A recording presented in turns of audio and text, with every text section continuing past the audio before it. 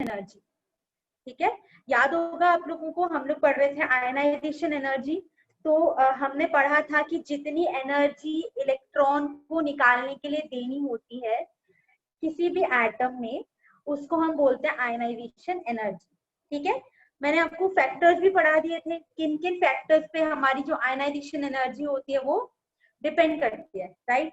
अब अगर कोई एटम है तो ऐसा तो बिल्कुल नहीं चलेगा कि वो एटम एक अपनी पर्टिकुलर जगह पर ही रहे, ठीक है। क्या होता है कि एटम तो ठीक है, एटम तो अपनी जगह पर रहेगा, लेकिन अगर एटम में इलेक्ट्रॉन्स भी अपनी जगह पर रहे तो हमारी कोई भी रिएक्शंस नहीं हो पाएंगी, राइट। अगर कोई भी रिएक्शन नहीं हो पाएगी, क्योंकि हमें क्या करना है, एलिमेंट हमेशा आइसोलेटेड तो नहीं रहेगा, उसको कभी ना कभी लोगों से बात करनी पड़ेगी। जैसे इंसान होता है, इंसान अकेले नहीं रह सकता ना, वो कहीं ना कहीं किसी ना किसी पर डिपेंडेंट होता है, राइट।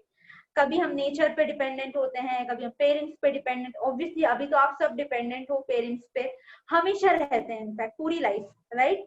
या कोई अपने हमारे फ्रेंड्स होते हैं, तो हम कहीं ना कहीं किसी ना किसी पे डिपेंडेंट रहते हैं, राइट। तो वैसे ही अगर हमारा जो एटम है वो न्यूट्रल रहना चाहेगा या फिर किसी से रिएक्ट नहीं करेगा, तो ऐसा काम नहीं चलने वाला है, क्योंकि उसे किसी ना किसी से रिएक्शन तो करनी पड़ेगी, राइट। अगर उसे किसी से रिएक्शन करनी है तो उसके लिए वो क्या करता है, वो अपने इलेक्ट्रॉन का ट्रांसफर कर देता है, ठीक है। क्योंकि रिएक्शंस में पार्टिसिपेट मेनली कौन करते हैं, हमारे इलेक्ट्रॉन्स। अब अगर इलेक्ट्रॉन्स को मुझे किसी भी एटम से निकालना है तो मुझे कुछ एनर्जी देनी पड़ेगी, ठीक है। तो मुझे अगर कुछ एनर्जी देनी है, मुझे रिएक्शन करानी है, तो मुझे कुछ मेहनत करनी पड़ेगी। अगर आपको कोई एग्जाम क्लियर करना है तो आपको क्या करना पड़ेगा, थोड़ी बहुत मेहनत तो करनी पड़ेगी, मतलब आपको पढ़ना पड़ेगा। डेफिनेटली बिना पढ़े कोई डॉक्टर नहीं बनेगा, बिना पढ़े कोई इंजीनियर नहीं बनेगा, कहीं भी कॉलेज में नहीं जा पाएगा, ठीक है।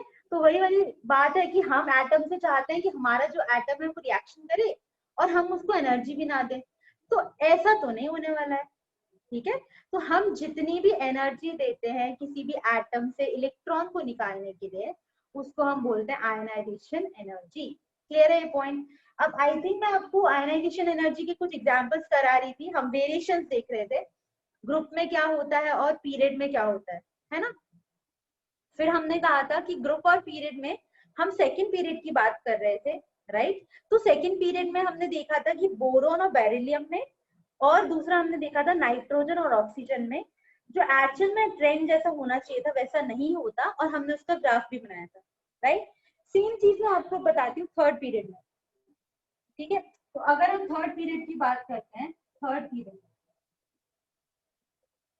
तो थर्ड पीरियड में कौन कौन से एलिमेंट होते हैं, सोडियम, मैग्नीशियम, एल्यूमिनियम, सिलिकॉन, और क्या होता है, सिलिकॉन के बाद क्या आता है, फॉस्फोरस, सल्फर, नाइट्रोजन, क्लोरीन, इसके बाद क्या आता है फाइनली हाइड्रोजन आयन, ठीक है। अब यहाँ पर हम आयनाइजेशन एनर्जी की बात कर रहे हैं, तो आयनाइजेशन एनर्जी की क्या होती है आप लोगों को पता है। जनरली आयनाइजेशन एनर्जी इधर जाने पे क्या होती है, आयनाइजेशन एनर्जी इंक्रीज, राइट। आएगा अगर हम मैग्नीशियम और एल्यूमिनियम की देखेंगे, ठीक है। मैग्नीशियम में क्या होगा, यहाँ पर मैग्नीशियम में क्या होने वाला है, मैग्नीशियम का इलेक्ट्रॉनिक कॉन्फ़िगरेशन होता है 1s2 2s2 2p6 3s2, ठीक है। सेम अगर मैं एल्यूमिनियम का देखूंगी तो क्या होगा, 1s2 2s2 2p6 3s2 3p1। अब मैंने आपसे बोला था क्योंकि हमारे न्यूक्लियस के ज्यादा पास होता है एस वाला, राइट। जैसे कुछ कुछ लोग होते हैं ना कि फेवरेट स्टूडेंट्स, ठीक है, जैसे टीचर के कुछ फेवरेट स्टूडेंट होते हैं जो पढ़ने वाले होते हैं, राइट। या फिर मैं एक जनरल परसेप्शन आपको बोल रही हूँ कि क्या होता है, हमेशा हमारे जैसे पेरेंट्स हैं उनको क्या पसंद आता है, जो आइडियल है कि हम ना एकदम मम्मी पापा की बात मान लेंगे अगर हर बार, तो हम उनके लिए आइडियल बच्चे हो जाएंगे, राइट। वैसे तो पेरेंट्स अगर हम बेकार भी होंगे, नालायक भी होंगे, तो भी पेरेंट्स को मतलब बच्चे हमेशा पसंद आते हैं, वो बात अलग होती है। लेकिन अगर मैं इन जनरल बात करती हूँ, तो अगर आप अच्छे से बिहेव करते हो हमेशा, तो आप हर इंसान को पसंद आओगे, beat your parents, beat your friends, कोई भी, राइट। तो वही वाली चीज होती है यहाँ पर एटम में क्या होता है, जो हमारे s ऑर्बिटल्स होते हैं या s होते हैं, p होते हैं, ये धीरे धीरे करके क्या होते हैं, जैसे s ऑर्बिटल है तो s ऑर्बिटल हमारे न्यूक्लियस के पास में रहता है, पास में रहता है मतलब उससे उससे दूर नहीं रहता है, दूर नहीं जाना चाहता है। तो न्यूक्लियस को सबसे ज्यादा पसंद वही होता है, एस वाला, ठीक है, क्योंकि वो उसके सामने रहता है। उसके बाद होता है पी, उसके बाद आता है डी, उसके बाद होता है एफ, राइट। तो न्यूक्लियस का सबसे चहीता बच्चा कौन होता है, एस ऑर्बिटल, फिर पी, फिर डी और फिर एफ, राइट। तो अगर आपको एस से इलेक्ट्रॉन निकालना पड़ेगा तो न्यूक्लियस आसानी से उसको नहीं निकालने देगा, ठीक है, क्योंकि फेवरेट बच्चा है ना तो उसको नहीं जाने देगा। यहाँ पर अगर यहाँ से इलेक्ट्रॉन निकालोगे आप तो पेनिट्रेशन पावर जो होती है वो पी की कम होती है, एस की ज्यादा होती है, राइट। तो यहाँ से इलेक्ट्रॉन अगर आपको रिमूव करना है तो आपको ज्यादा एनर्जी देनी पड़ेगी, और यहाँ से अगर आपको इलेक्ट्रॉन रिमूव करना है तो कंपैरेटिवली कम एनर्जी देनी पड़ेगी, सेम जो बेरिलियम बोरोन वाला केस था, राइट। तो इसीलिए जो आयनाइजेशन एनर्जी का ऑर्डर होता है वो क्या होता है, आयनाइजेशन एनर्जी मैग्नीशियम की एल्यूमिनियम से ज्यादा होती है, बिकॉज पता है हमें क्यों, बिकॉज पेनिट्रेशन पावर एस का पी से ज्यादा होता है, because penetration power of S is greater than P. अगर पेनिट्रेशन पावर एस का पी से ज्यादा होगा मतलब more energy is required to, देखो अभी अगर कंपटीशन में आपसे कोई पूछेगा तो कंपटीशन में सिर्फ पता होना काफी है कि हाँ मैग्नीशियम की एल्यूमिनियम से ज्यादा होती है, क्यों होती है, क्योंकि पेनिट्रेशन पावर ज्यादा होता है। लेकिन जब भी आप बोर्ड्स में लिखते हो तो you should be able to write your answer properly. It's very important कि अगर आप बोर्ड में कोई आंसर लिख रहे हो, आपसे पूछा कि वाई मैग्नीशियम की एल्यूमिनियम से आयनाइजेशन एनर्जी ज्यादा होती है, तो तुमको प्रॉपर एक्सप्लेन करना पड़ेगा, आपको पहले इलेक्ट्रॉनिक कॉन्फ़िगरेशन लिखना पड़ेगा, फिर आपको बताना पड़ेगा पेनिट्रेशन पावर का ऑर्डर क्या होता है, फिर आपको बताना पड़ेगा कि एस ज्यादा पास है पी से, ठीक है। इसीलिए हम जब एनर्जी की बात आएगी तो एस से निकालने में एनर्जी ज्यादा देनी पड़ेगी और पी से निकालने में एनर्जी कम देनी पड़ेगी, राइट। अगर ऐसा हो गया तो यहाँ पर क्या होगा, इसीलिए आयनाइजेशन एनर्जी इसकी ज्यादा होती है, इसकी कम। तो यहाँ पर हमें प्रॉपर, अभी तो हम अगर छोटा छोटा लिख देंगे, कैसे भी लिख देंगे चलेगा, लेकिन बोर्ड में ये चीज काम आती है।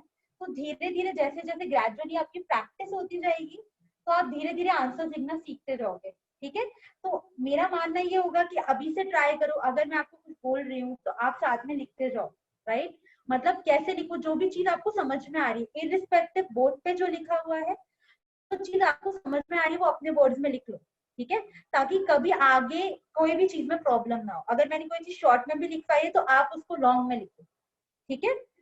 तो बिकॉज पेनिट्रेशन पावर इसकी ज्यादा होती है तो क्या होगा, more energy is required to remove या टू टेक आउट इलेक्ट्रॉन,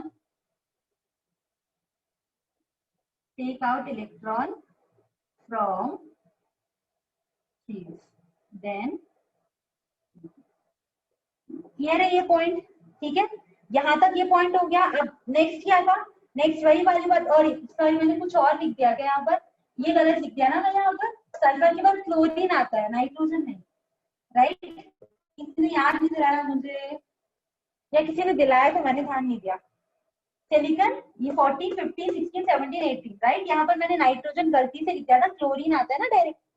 अब अगर मैं आपसे बात करी हूँ किससे, फॉस्फोरस और सल्फर में, ठीक है, जैसे ऑक्सीजन और नाइट्रोजन में था सेम चीज फॉस्फोरस और सल्फर में भी होती है, ठीक है। तो क्या होता है, सल्फर का इलेक्ट्रॉनिक कॉन्फ़िगरेशन क्या होता है, 1s2 2s2 2p6 3s2 3p4। और अगर मैं फॉस्फोरस की बात करूं तो 1s2 2s2 2p6 3s2 और आएगा 3p3, ठीक है। अब आपको पता है कि ये जो कॉन्फ़िगरेशन ये क्या है, स्टेबल हाफ फिल्ड कॉन्फ़िगरेशन। इसका क्या हो गया, ये हमने एन और ओ में बात की थी ना, सेम चीज है यहाँ पर कि इसका क्या होता है, जो इलेक्ट्रॉनिक कॉन्फ़िगरेशन होता है वो क्या होता है, स्टेबल होता है पी का, राइट। लेकिन ये सेम कॉन्फ़िगरेशन यहाँ पर नहीं होता, क्योंकि यहाँ पर p में 4 इलेक्ट्रॉन है और मैंने आपको बताया था बना के कि जो p ऑर्बिटल होती है उसमें टोटल 6 इलेक्ट्रॉन्स आ सकते हैं, है ना, याद है? तो और जब भी 6 में से वो आधी भरी होती है, मतलब जब उसमें 3 इलेक्ट्रॉन्स होते हैं, तो वो बहुत स्टेबल होती है, क्योंकि वो क्या है, हाफ फिल्ड होती है। यहाँ पर 4 इलेक्ट्रॉन्स है, यहाँ पर 3 इलेक्ट्रॉन्स है, तो इसकी p ऑर्बिटल ज्यादा स्टेबल होगी, इसका जो इलेक्ट्रॉनिक कॉन्फ़िगरेशन होगा वो ज्यादा स्टेबल होगा। इसीलिए क्या होगा, जब भी मेरे पास स्टेबल इलेक्ट्रॉनिक कॉन्फ़िगरेशन आ जाएगा तो मोर energy is required, more energy is, अगर स्टेबल इलेक्ट्रॉनिक कॉन्फ़िगरेशन में ज्यादा एनर्जी चाहिए होगी, इसीलिए हम क्या बोल सकते हैं, इसीलिए हमारी जो आयनाइजेशन एनर्जी होती है वो फॉस्फोरस की ज्यादा होती है सल्फर से, राइट? क्लियर है ये दोनों पॉइंट, ये आपको पता होना चाहिए। तो अगर मैं ओवरऑल ऑर्डर की बात करूं, अगर मैं ओवरऑल ऑर्डर आपको बताऊं कि आयनाइजेशन एनर्जी का ओवरऑल ऑर्डर क्या होता है, तो ऑर्डर क्या हो जाएगा, जनरल ऑर्डर ये होना चाहिए था, हमें ऐसा लगा था कि ऐसा होगा, लेकिन ऐसा ना होते हुए, मतलब ऐसा ऑर्डर ये होना चाहिए था, राइट? आपको याद होगा हमने क्या सोचा था, हमारे अकॉर्डिंग ऑर्डर ऐसा होना चाहिए था।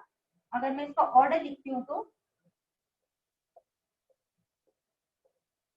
ऐसा होना चाहिए था, लेकिन ये ऑर्डर ऐसा नहीं होता। चेंज क्या आता है इस ऑर्डर में, तो आपको करेक्ट ऑर्डर लिखना है, तो आप इसके बाद लिखेंगे correct order of third period elements. क्या होता है, मैं इसको अलग से लिख देती हूँ। आई थिंक इतना आप लोगों ने लिख लिया होगा।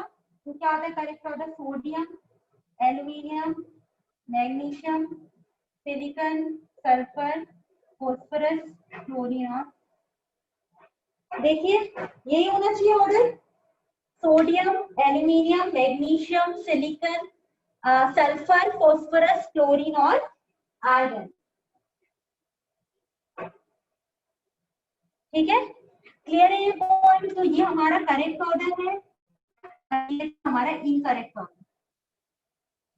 ठीक है, सीओ मतलब मैंने लिखा करेक्ट वाला ऑर्डर जो भी होगा आयनाइजेशन एनर्जी का, और ये वाला क्या है, इनकरेक्ट ऑर्डर है। समझ गए आप लोग? ये सेम चीज हमने सेकंड पीरियड के लिए की थी, वही सेम चीज हमने थर्ड पीरियड के लिए की है। तो आई थिंक अब लास्ट क्लास में किसी को भी अगर कोई डाउट आया होगा तो I hope I am able to clear that. So लिख लिया है आप लोगों ने ये? I don't think so both orders are looking same, just see it once. फिर से देखो क्या आपको सेम ऑर्डर लग रहे हैं, दोनों अलग है ऑर्डर, तो देखिए जरा उसे, देखिए आपको लग रहा है सेम ऑर्डर है? हो गया क्लियर हुआ शायद आपको? कोई और जिसको कोई भी डाउट है? या हाँ, साइन तो sine is same, right? No it's not same, please correct the order once again. एक बार फिर से देखो, चेक करो कि ऑर्डर सेम लिख दिया क्या मैंने सेम ऑर्डर नहीं लिखा है, ये इनकरेक्ट, गलत वाला ऑर्डर है, सही वाला ऑर्डर है। आप ध्यान से देखोगे तो आपको रियलाइज हो जाएगा सेम ऑर्डर नहीं लिखा है। कुछ कुछ लोग मुझे ये बोल रहे हैं कि मैम आपने सेम ऑर्डर लिख दिया है, तो सेम ऑर्डर नहीं लिखा है बेटा, अलग अलग ऑर्डर लिखा हुआ है। कुछ सेम ही लिखना होता तो फिर मैं अलग कलर पेन से और इतना समझा के क्यों लिखती आपको, मैं डायरेक्टली लिख देती कि एक्चुअली में क्या होता है कि पीरियड में जाने में इंक्रीज होती है, राइट? अगर ऐसा कुछ चेंज नहीं आ रहा होता तो मैं फिर आपको इतना वेरिएशन पढ़ाती नहीं, मैं सिर्फ इतना बोलती कि पीरियड में जाने में क्या होती है, इंक्रीज होती है, और ग्रुप में जाने पे क्या होती है, डिक्रीज, राइट? हाँ विनायक, क्या डाउट आ रहा है आपको, बताइए।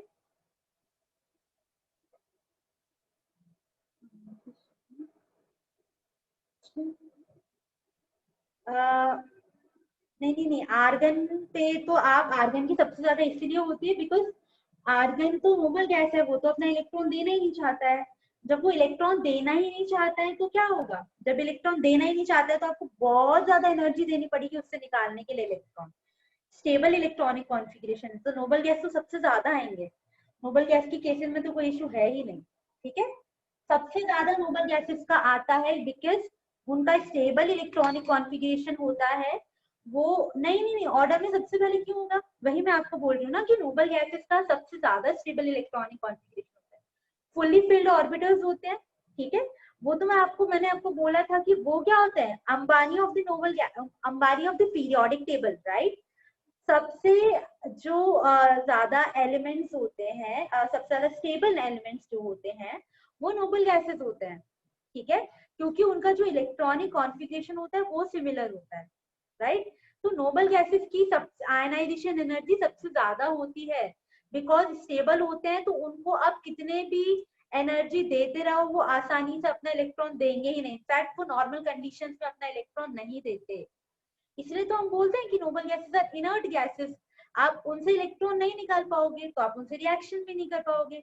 ये वो टाइप के लोग ये वो टाइप के लोग होते हैं जो टिपिकल, मतलब आप बोलोगे ना कि ऐसे लोग हैं जो प्रॉपर रिच लोग हैं, कि हाँ जिनको आप किसी से इंटरेक्ट करने की जरूरत नहीं है, वो अपने आप में खुश है, वो लोग हैं, ठीक है। तो नोबल गैसेस कभी भी आयनाइजेशन एनर्जी से इलेक्ट्रॉन नहीं देंगे, क्योंकि उनका स्टेबल इलेक्ट्रॉनिक कॉन्फ़िगरेशन होता है, ठीक है।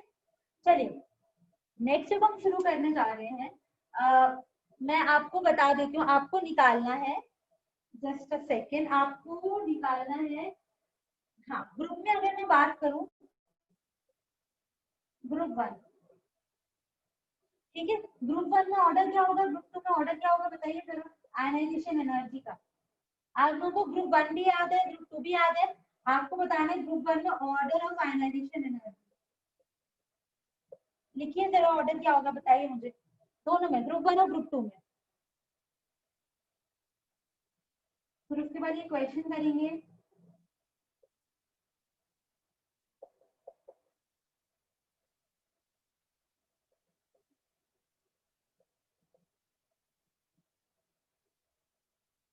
ग्रुप 1 की बात हो रही है, पीरियड 1 नहीं पूछा मैंने, ग्रुप 1 पूछा है, not period. Group group group याद है आप लोग को, ग्रुप सबसे पहले याद कर पाया था, बहुत टाइम हो गया अब तो हमने ग्रुप याद किए हुए। आई एम एक्सपेक्टिंग कि आप लोगों को याद है ग्रुप्स।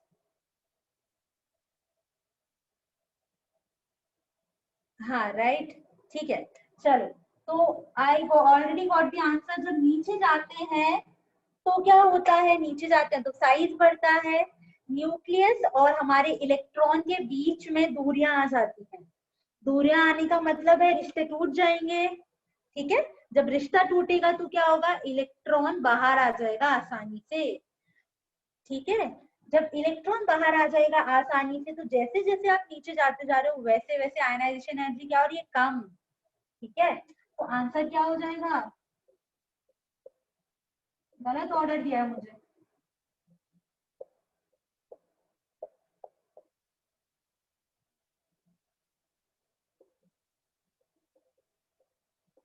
आप लोग भूल गए उसका मतलब।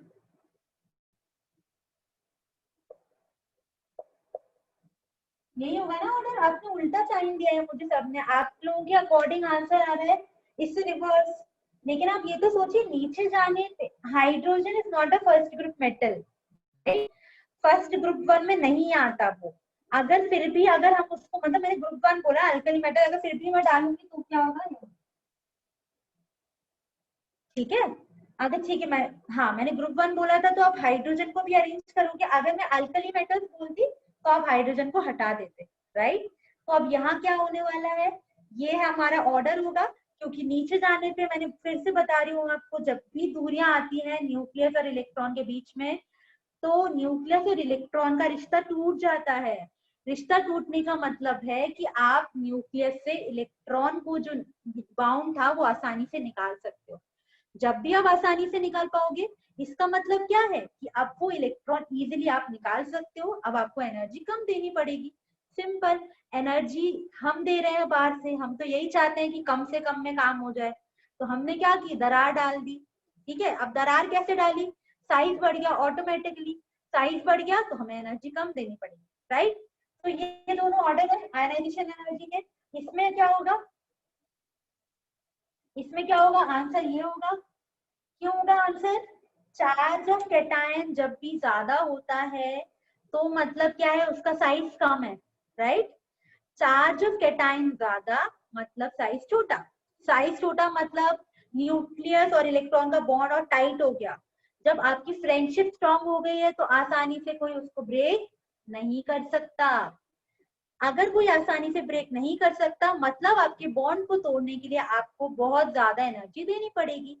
ठीक है, जितनी एनर्जी यहाँ देनी पड़ती है और जितनी एनर्जी यहाँ देनी पड़ेगी, वो दोनों एनर्जी में ज्यादा कब देनी पड़ेगी, जब ज्यादा स्ट्रॉन्ग बॉन्ड होगा, राइट। दो बेस्ट फ्रेंड्स हैं, दो बेस्ट फ्रेंड्स के बॉन्ड को तोड़ने के लिए आपको मेहनत करनी पड़ती है ना। कोई अगर ऐसा है कि कोई इंसान, ठीक है, सुबह से हमारी बात होती है, तो अगर ठीक है एक कोई गलत फहमी आपको हुई, आपको पता चला कि इंसान ऐसा है, बात करना बंद कर दोगे क्योंकि बॉन्ड इतना स्ट्रॉन्ग नहीं था।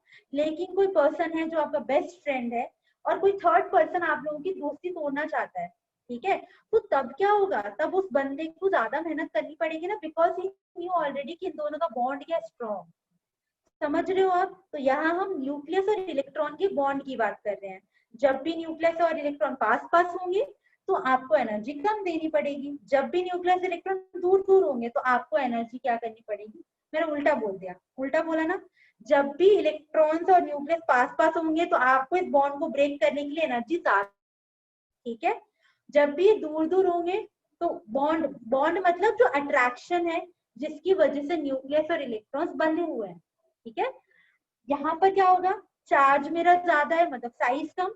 अगर मेरा साइज कम है, इसका मतलब है कि मेरा जो कैटायन है वो छोटा है, तो न्यूक्लियस और इलेक्ट्रॉन के बीच में डिस्टेंस क्या है, कम। अगर न्यूक्लियस और इलेक्ट्रॉन के बीच में डिस्टेंस कम है, मतलब न्यूक्लियस ने हमारे इलेक्ट्रॉन को पकड़ के रखा हुआ है, बॉन्ड स्ट्रॉन्ग है।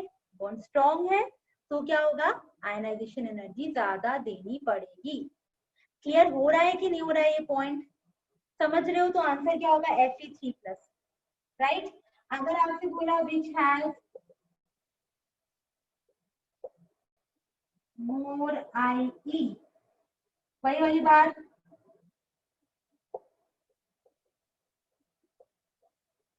सल्फर और सेलेनियम।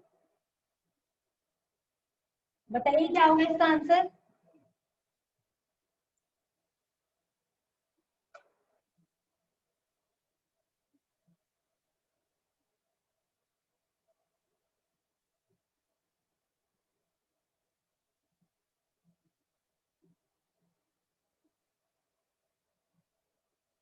क्लियर हुआ?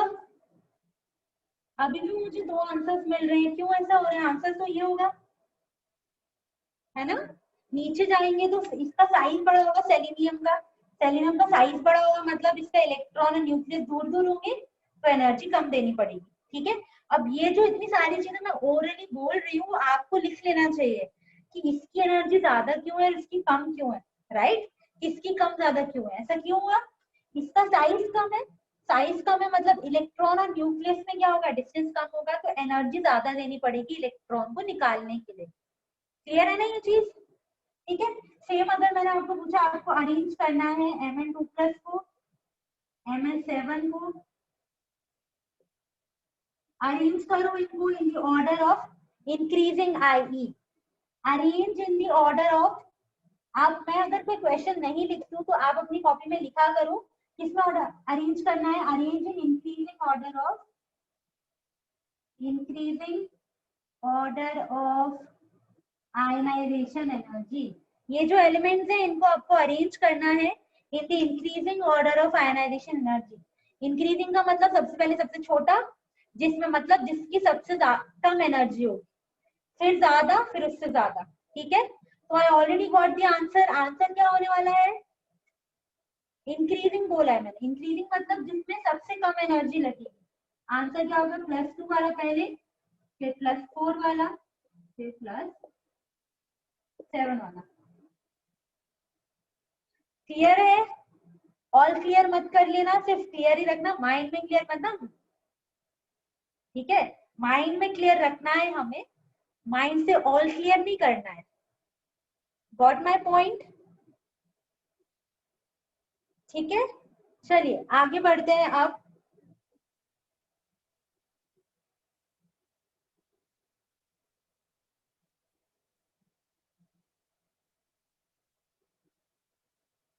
अब question is write the order of,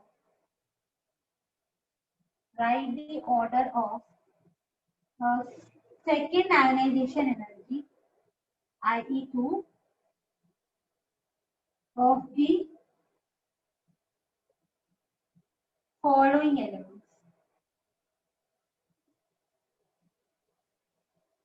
आपको निकालना है आयनाइजेशन एनर्जी का ऑर्डर सेकेंड। IU मतलब सेकेंड आयनाइजेशन एनर्जी का ऑर्डर किसके लिए? Lithium, beryllium, boron, carbon, nitrogen.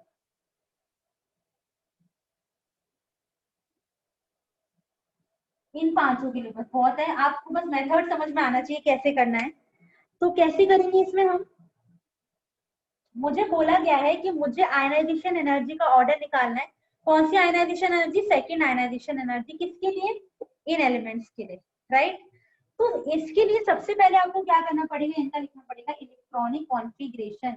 तो समझे कि नहीं समझे कि कितना इंपॉर्टेंट है हमारे लिए इलेक्ट्रॉनिक कॉन्फ़िगरेशन को लिखना? ठीक है, अगर वो नहीं आता होगा प्रॉब्लम में जाने वाले बेटा। ठीक है, तो अभी तक आई होप आप लोगों को इलेक्ट्रॉनिक कॉन्फ़िगरेशन लिखना आता है ना? 1s2 2s1। फिर है बेरिलियम 1s2 2s2। ठीक है, फिर बोरन है 1s2 2s2 2p1। फिर कार्बन है 1s2 2s2 2p2। फिर नाइट्रोजन है 1s2 2s2 2p।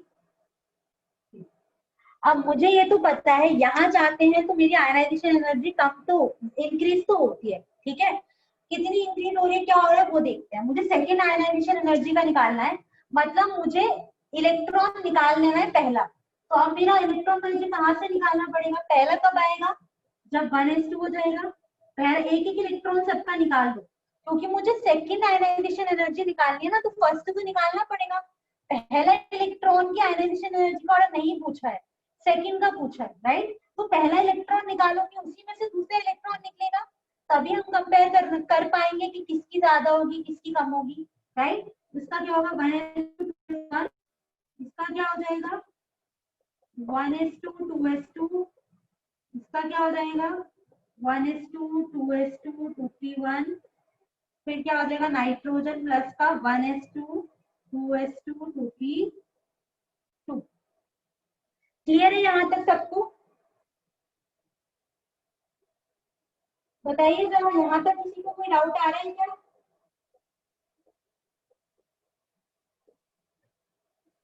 ठीक है, अब आप ध्यान से देखिएगा। अब मुझे इनमें से नेक्स्ट इलेक्ट्रॉन निकालना है और मुझे पता करना है कि ऑर्डर क्या आने वाला है। ठीक है, अब समझना, आप ऐसे देखो, इसको ध्यान से देखना।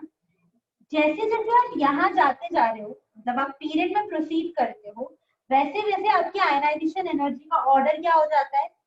इंक्रीज होता है, राइट। ऐसा क्यों होता है? क्योंकि जो मेरे एटम्स का साइज होता जाता है वो क्या होता जाता है? कम होता जाता है, राइट। अब देखो, दो बात चलती है हमेशा कि जितना ज्यादा पेनिट्रेशन पावर होता है उतना ज्यादा डिफिकल्टी होती है मुझे इलेक्ट्रॉन को निकालने के लिए, राइट। दूसरी चीज, अगर कहीं से स्टेबल इलेक्ट्रॉनिक कॉन्फ़िगरेशन आ जाता है, मतलब कोई ऑर्बिटल पूरी भरी होती है या फिर आधी भरी होती है, तो हमारे लिए वहां से इलेक्ट्रॉन निकालना डिफिकल्ट होता है, राइट। अब यहाँ अगर मैं जा रही हूँ तो डेफिनेटली मेरा जो इलेक्ट्रॉनिक कॉन्फ़िगरेशन है चेंज हो रहा है, और आयनाइजेशन एनर्जी भी क्या हो रही है? डिक्रीज हो रही है। ठीक है, इंक्रीज हो रही है, सॉरी, राइट।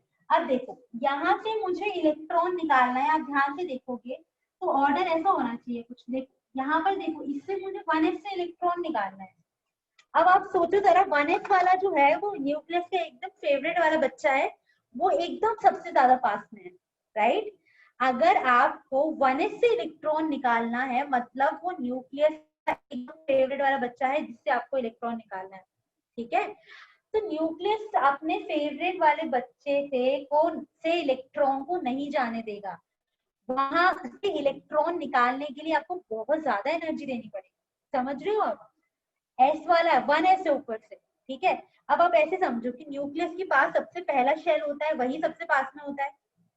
इन सब में तो दूसरे दूसरे शेल में से इलेक्ट्रॉन निकल रहे हैं, लेकिन यहाँ पर क्या है? यहाँ पर तो फर्स्ट शेल से इलेक्ट्रॉन निकल रहा है।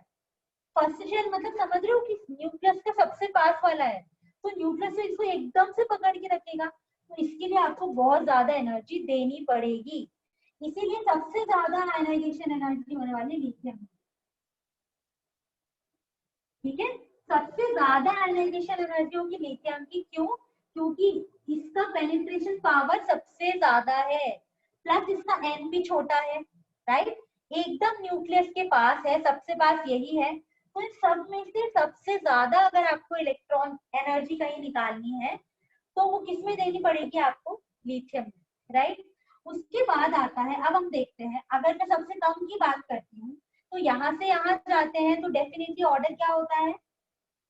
इंक्रीज हो रहा होता है। तो हमारे अकॉर्डिंग वैसे क्या आना चाहिए था? अगर मैं ये भूल जाती, चलो ये नहीं पता मुझे, तो मैं जनरली ऑर्डर क्या लिखती? लिथियम, फिर मैं लिखती बेरिलियम। अब देखो, बेरिलियम से तो अभी आसानी से इलेक्ट्रॉन निकल जाएगा ना, क्योंकि 2s1 है, ठीक है, यहाँ 2s2 है, तो इसको तो ज्यादा एनर्जी लगेगी क्योंकि ये फुल्ली फिल्ड है, यहाँ हाफ फिल्ड है, तो इससे आसानी से निकलेगा, इससे बाद में निकलेगा, तो यहाँ आएगा। जनरल सोच रही हूँ कि मैंने आपको ये बता दिया कि लिथियम की सबसे ज्यादा आएगी। अगर वैसे हम अरेंज करते तो लिथियम, बेरिलियम, बोरॉन, फिर आता कार्बन, फिर आता नाइट्रोजन, ऐसे ही होगा। बेरिलियम से इलेक्ट्रॉन क्या आप आसानी से निकाल पा रहे हो? हाँ जी, बिल्कुल निकाल पा रहे हैं, क्योंकि आधा है, दे देगा एक और, तो इसीलिए बेरिलियम की तो कमी है। लिथियम को हटा देते हैं, क्योंकि लिथियम में 1s से निकालना है, तो यहाँ हम लिख देंगे हाईएस्ट पेनिट्रेशन पावर। 1s का पेनिट्रेशन पावर क्या होता है? हाईएस्ट होता है, क्योंकि आपको पता है कि ये सबसे ज्यादा पास है हमारे न्यूक्लियस से, तो न्यूक्लियस ने 1s वाले इलेक्ट्रॉन को तो बहुत अच्छे से पकड़ के रखा हुआ है, इसलिए इसकी क्या हो जाएगी? आयनाइजेशन एनर्जी सबसे ज्यादा, ठीक है, तो इसकी हो जाएगी लिथियम।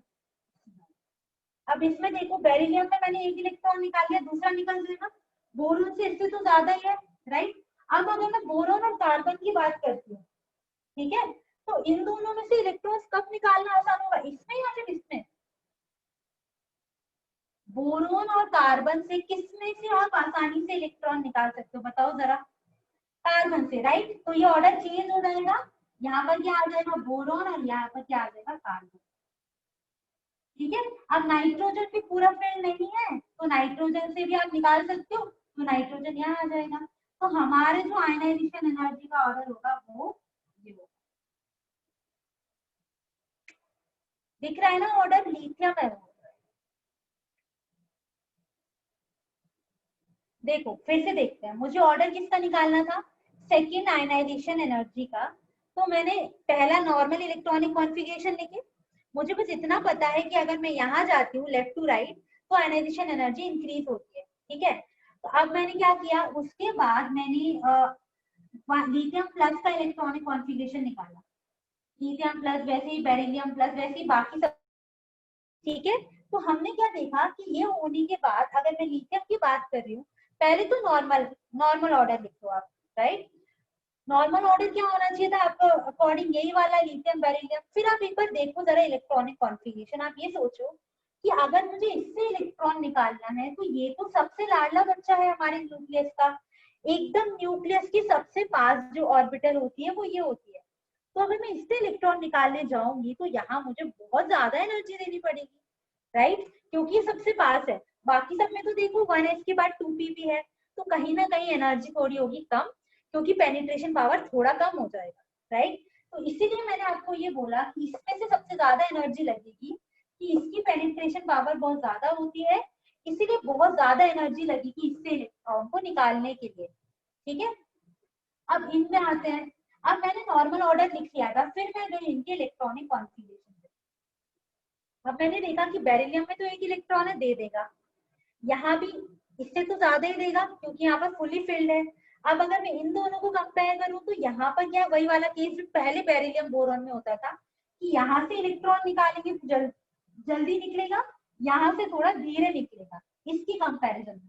तो इसलिए कार्बन का ऑर्डर क्या आ गया इसकी कंपैरिजन में? कम। अब नाइट्रोजन में इन दोनों में कंपेयर करना था, तो ऑब्वियसली इसका कम है, इसका थोड़ा ज्यादा होगा क्योंकि इसका साइज और छोटा हो गया, इसीलिए हमारा ऑर्डर ये आता है, ठीक है। क्लियर है? अब इसको लिखोगे कैसे? इतना लिखने से काम नहीं चलेगा, आपको लिखना पड़ेगा कि लिथियम में जो इलेक्ट्रॉन है वो 1s में है, it requires very high amount of energy to remove the electron from 1s because it has the highest penetration power. जब भी हमारा penetration power ज्यादा होगा मतलब मुझे इलेक्ट्रॉन को निकालने के लिए बहुत ज्यादा एनर्जी देनी पड़ती है। अगर मुझे ज्यादा एनर्जी देनी पड़ रही है, इसका मतलब है कि मेरी आयनाइजेशन एनर्जी ज्यादा होगी। ठीक है, क्लियर है ये पॉइंट?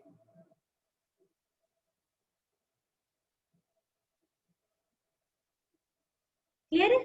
अगर इसके आगे हमें बस नाइट्रोजन भी हो, ऑक्सीजन, फ्लोरीन, नियॉन वो भी होते, तो भी लिथियम की जो आयनाइजेशन एनर्जी थी वो सबसे ज्यादा होती है। ठीक है, अगर मैं उसको बाकी एलिमेंट्स के लिए लिख दूं, आप लोगों ने लिख लिया है राइट।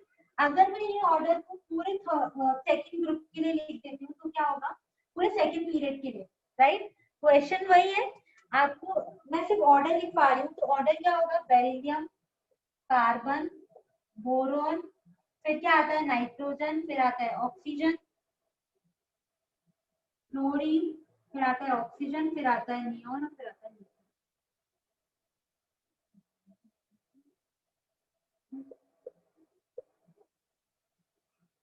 ये क्या है, order of second ionization energy for second period element, for second period.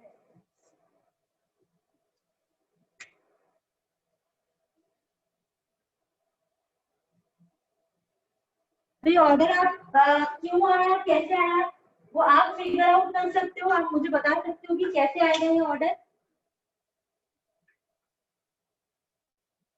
ठीक है,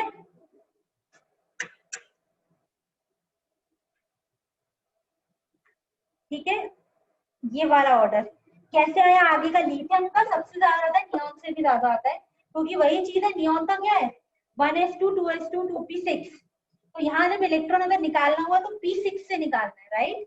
और यहाँ पर किसमें 1s2 से या p5 से निकालना होगा, तो इसकी नियॉन से भी ज्यादा आती है, ये आपको ध्यान रखना है, इंपॉर्टेंट है, राइट। कभी कंफ्यूज मत होना, इलेक्ट्रॉनिक कॉन्फ़िगरेशन के बेसिस पे ही हम इसको एक्सप्लेन कर सकते हैं। लिख लीजिए ऑर्डर,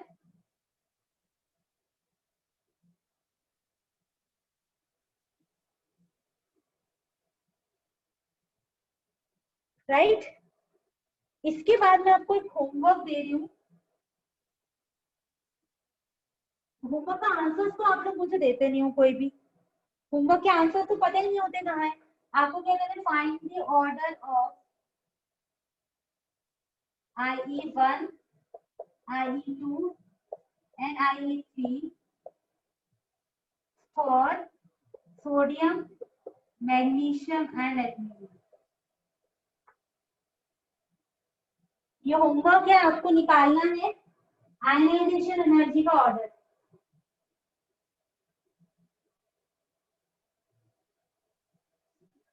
आयनाइजेशन एनर्जी का ऑर्डर,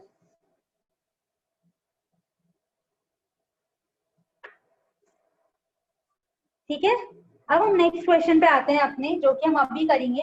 वो क्वेश्चन है next, which has more first IE chromium, और फिर इसी में हम नेक्स्ट करेंगे which has more second chromium और।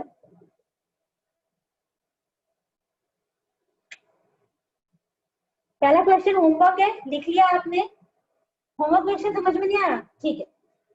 आयनाइजेशन एनर्जी का ऑर्डर निकालना है, किसके लिए, सोडियम के लिए, मैग्नीशियम के लिए और एल्यूमिनियम के लिए। तो बेसिकली आपको इसमें ये पता करना है कि सोडियम में अगर मैं IE1 निकालती हूँ, IE2 निकालती हूँ, IE3 निकालती हूँ, ठीक है, वही सेम मैं मैग्नीशियम में निकालूंगी, वही चीज मैं एल्यूमिनियम में निकालूंगी। किसकी IE1 ज्यादा है, किसकी IE2 ज्यादा है, किसकी IE3 ज्यादा है। आया समझ में क्वेश्चन? ठीक है, जैसे IE1 किसकी ज्यादा है, अगर पहला इलेक्ट्रॉन निकाल रहे हो तो ऑर्डर निकालना है कि इन तीनों में से किसमें ज्यादा आयनाइजेशन एनर्जी लगेगी।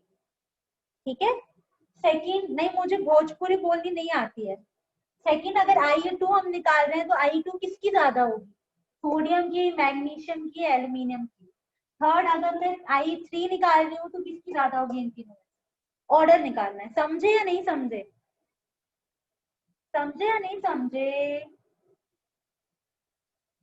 वो I3 है, सॉरी I3, मेरी राइटिंग बहुत बेकार होती जा रही है मुझे ऐसा लग रहा है। I3 राइट, 1 2 3 है वो, समझ गए? डन डन डन, ठीक है चलो। अब हम देखेंगे हमारा अभी वाला क्वेश्चन। कोई बताएगा मुझे कैसे करेंगे ये क्वेश्चन? अप्रोच क्या होगा? अप्रोच क्या होगा इस क्वेश्चन के लिए? क्या करेंगे सबसे पहले? व्हाट वी विल डू, अगर कोई क्वेश्चन आपको मिलता है तो आप सबसे पहले क्या करते हो? Okay Aman, you are right. और कोई? हाँ, सबसे पहले इलेक्ट्रॉनिक कॉन्फ़िगरेशन लिखेंगे। नहीं, उसके पहले तो एटॉमिक नंबर पता होना चाहिए ना। एटॉमिक नंबर नहीं पता होगा फिर क्या करोगे? एटॉमिक नंबर आपको पता ही नहीं होगा। पता है आप लोगों को atomic number of manganese chromium क्या होता है? मैजिक नंबर मैजिक नंबर से निकालेंगे। ठीक है, तो सबसे पहले हमारा काम क्या होगा? हम लिखेंगे क्रोमियम और मैंगनीज का एटॉमिक नंबर पता होना चाहिए, तब तो इलेक्ट्रॉनिक कॉन्फ़िगरेशन लिख पाएंगे, राइट? एटॉमिक नंबर इसका होता है 24, इसका होता है 25। अब मैं क्या लिखूंगी? इनका इलेक्ट्रॉनिक कॉन्फ़िगरेशन। इलेक्ट्रॉनिक कॉन्फ़िगरेशन क्या होगा? 1s2 2s2 2p6 3s2 3p6, क्या था फिर? 3d5 4s1। एक्सेप्शन था ना, बोले याद है? पुरानी चीजें भूलनी नहीं चाहिए, पुरानी चीजें याद रखनी चाहिए। पढ़ा हुआ, पास्ट की बात नहीं कर रही हूँ, पढ़ा हुआ, ठीक है? फिर यहाँ क्या होगा? 1s2 2s2 2p6 3s2 3p6, फिर क्या होगा? 3d5 4s। ठीक है, अब आप मुझे बताइए फर्स्ट आई का ऑर्डर किसका ज्यादा होगा अगर मुझे आयनाइजेशन एनर्जी निकालनी है? ठीक है, मतलब मुझे इलेक्ट्रॉन निकालना है, तो पहला इलेक्ट्रॉन मैं कहाँ से निकालूंगी? यहाँ से। इसका भी पहला इलेक्ट्रॉन यहाँ से निकलेगा, है ना? तो किसमें से इलेक्ट्रॉन निकालना आसान होगा? 4s1 से या 4s2 से? या ऐसे समझो आप, अगर ये दोनों पीरियड में है तो पीरियड में क्या होता है?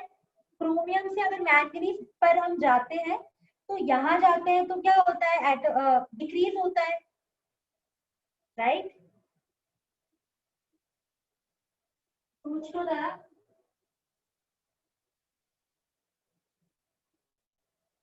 है ना? तो सिंपल ऐसे भी देख लो, यहाँ जाते हैं लेफ्ट टू राइट तो साइज कम होता है, आयनाइजेशन एनर्जी बढ़ती है, तो इसकी आयनाइजेशन एनर्जी ज्यादा होगी। या फिर इलेक्ट्रॉनिक कॉन्फ़िगरेशन से देख लो, इसका स्टेबल है क्योंकि फुली फिल्ड है, इसका नहीं है तो इससे आसानी से निकल जाएगा, इससे ज्यादा एनर्जी देनी पड़ेगी। तो अगर मैं फर्स्ट आई की बात करूं तो फर्स्ट आई किसकी ज्यादा होगी? मैंगनीज की ज्यादा होगी क्रोमियम से। रीजन? रीजन डब्बे में डाल देना है, डब्बा क्या है? डब्बा इज द रीजन। रीजन क्या डालोगे आप? रीजन ये होगा size decreases in a period. Size decrease होगा तो क्या होगा? आयनाइजेशन एनर्जी इंक्रीज होगी। ठीक है, डब्बे में डालना जरूरी होता है, डब्बा नहीं भरेगा तो पैसे नहीं आएंगे। डब्बे में मतलब अपने दिमाग वाले डब्बे में डालो कि रीजन क्या होगा, क्यों ऐसा हो रहा है। ठीक है, चलिए अब आते हैं सेकेंड आई पे।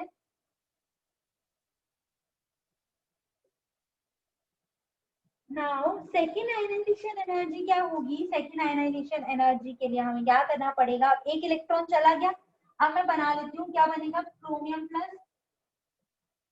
क्रोमियम प्लस क्या हो जाएगा? 1s2 2s2 2p6 3s2 3p6, पूरा नीचे लिख देती हूँ, जगह नहीं बचती। 3d5, right? यहाँ पर सेम अगर मैं Mg प्लस के लिए निकालूं तो मैं Mn प्लस के लिए, सॉरी Mn प्लस के लिए क्या होगा? 1s2 2s2 2p6 3s2 3p6 3d5 4s1, ये होगा, राइट? इलेक्ट्रॉन मुझे यहाँ से निकालना है, मुझे इलेक्ट्रॉन यहाँ से निकालना है, कहाँ से ज्यादा एनर्जी देनी पड़ेगी इलेक्ट्रॉन निकालने के लिए? बताइए जरा, इलेक्ट्रॉन निकालने के लिए एनर्जी अब कहाँ से देनी पड़ेगी? क्या सेकेंड आयनाइजेशन एनर्जी का भी ऑर्डर यही आएगा कि मैंगनीज की ज्यादा होगी, क्रोमियम की कम? इससे रिवर्स आएगा ना? क्यों आएगा रिवर्स? क्यों? यहाँ इलेक्ट्रॉन निकालना है 3D से, ये क्या है? Half filled electronic configuration. ये जो बेटा जी है ना, इनका इलेक्ट्रॉनिक कॉन्फ़िगरेशन बहुत ज्यादा है। क्वेश्चंस को इरेज कर देती हूँ। इनका क्या है? इनका इलेक्ट्रॉनिक कॉन्फ़िगरेशन स्टेबल है, बिकॉज अगर मैं डिफाइन करती हूँ डब्बों में तो कैसे होगी? 1 2 3 4 5। मैंने आपको बोला था कि डी में 10 इलेक्ट्रॉन आ सकते हैं। जब भी सिमेट्रिकल फिलिंग होगी, आधा भरा हुआ होगा, तो वो डब्बा बहुत स्टेबल होगा, वो जो इलेक्ट्रॉनिक कॉन्फ़िगरेशन होगा वो बहुत स्टेबल होगा। अगर ये स्टेबल है तो क्या होगा? More energy is required. ज्यादा एनर्जी चाहिए होगी किसके लिए? To remove electron, to remove electron from stable 3D orbital. अगर ये ज्यादा होगा, क्योंकि इससे इलेक्ट्रॉन निकालने में ज्यादा एनर्जी देनी पड़ेगी, इसीलिए क्या होगा? इसीलिए ionization energy of chromium is greater. Second I की बात हो रही है, हमेशा ध्यान रखना। तो आयनाइजेशन एनर्जी के लिए कुछ याद करने की जरूरत नहीं है कि ऐसा ऐसा फिक्स होता है। हमेशा इलेक्ट्रॉनिक कॉन्फ़िगरेशन लिखो और जनरल दिमाग में रखो कि किन किन फैक्टर्स पे वो डिपेंड करती है, तो आप निकाल पाओगे। हमेशा लॉजिक याद रखना कि जब भी हमारे न्यूक्लियस इलेक्ट्रॉन में दूरियां आएंगी, प्लस इसलिए लगा है क्योंकि निकाल लिया ना अपने इलेक्ट्रॉन। सेकेंड आयनाइजेशन एनर्जी का मतलब क्या होता है कि आप एक बार ऑलरेडी इलेक्ट्रॉन निकाल चुकी हो, फिर आप दूसरा इलेक्ट्रॉन निकाल रहे हो। इसीलिए अब एक एक इलेक्ट्रॉन जा चुका है, तो इसीलिए कैटायन बन गया ना, इलेक्ट्रॉन निकाल लिया, तो इसीलिए प्लस लिखा है मैंने। तो हाँ, मैं क्या बोल रही थी? मैं आपको ये बोल रही थी, जब भी इलेक्ट्रॉन और न्यूक्लियस में दूरियां आएंगी, उनका रिश्ता आसानी से टूट जाएगा, मतलब आपको आयनाइजेशन एनर्जी कम देनी पड़ेगी। जब भी हमारे इलेक्ट्रॉन और न्यूक्लियस की दूरियां कम होंगी, मतलब वो पास पास होंगे, उनका बॉन्ड स्ट्रांग होगा। अगर बॉन्ड स्ट्रांग है तो आपको एनर्जी ज्यादा देनी पड़ेगी। क्लियर है ये पॉइंट? आई थिंक हमने इलेक्ट्रॉनिक कॉन्फ़िगरेशन में और आयनाइजेशन में काफी कुछ पढ़ लिया है। अब अगर इस पे कोई क्वेश्चन आता है तो आप लोग उसको गलत नहीं करोगे। I am expecting that, right? MN का हाफ फील्ड कहाँ है? एमएन का हाफ फील्ड है, लेकिन इलेक्ट्रॉन तो मुझे यहाँ से निकालना है। इलेक्ट्रॉन तो यहाँ से निकालना है ना। अब इलेक्ट्रॉन 4s से निकालूंगी तो आसानी से निकल जाएगा, क्योंकि आधा है हाफ फील्ड। लेकिन आप ये समझो कि ये ज्यादा सिमेट्रिकल है, ये ज्यादा हाफ फील्ड है। 4s तो वैसे भी बाहर वाला शेल है, ऐसे भी तो समझो। यहाँ n की वैल्यू क्या है? 3, ये अंदर वाला शेल होगा, ये बाहर वाला शेल है। तो ऑब्वियसली बाहर वाले शेल से इलेक्ट्रॉन आप आसानी से निकाल सकते हो रेदर देन अंदर वाला शेल। लिख लिया आप लोगों ने ये? क्लियर है? Right? Done done done done. ठीक है, चलो अब हम करेंगे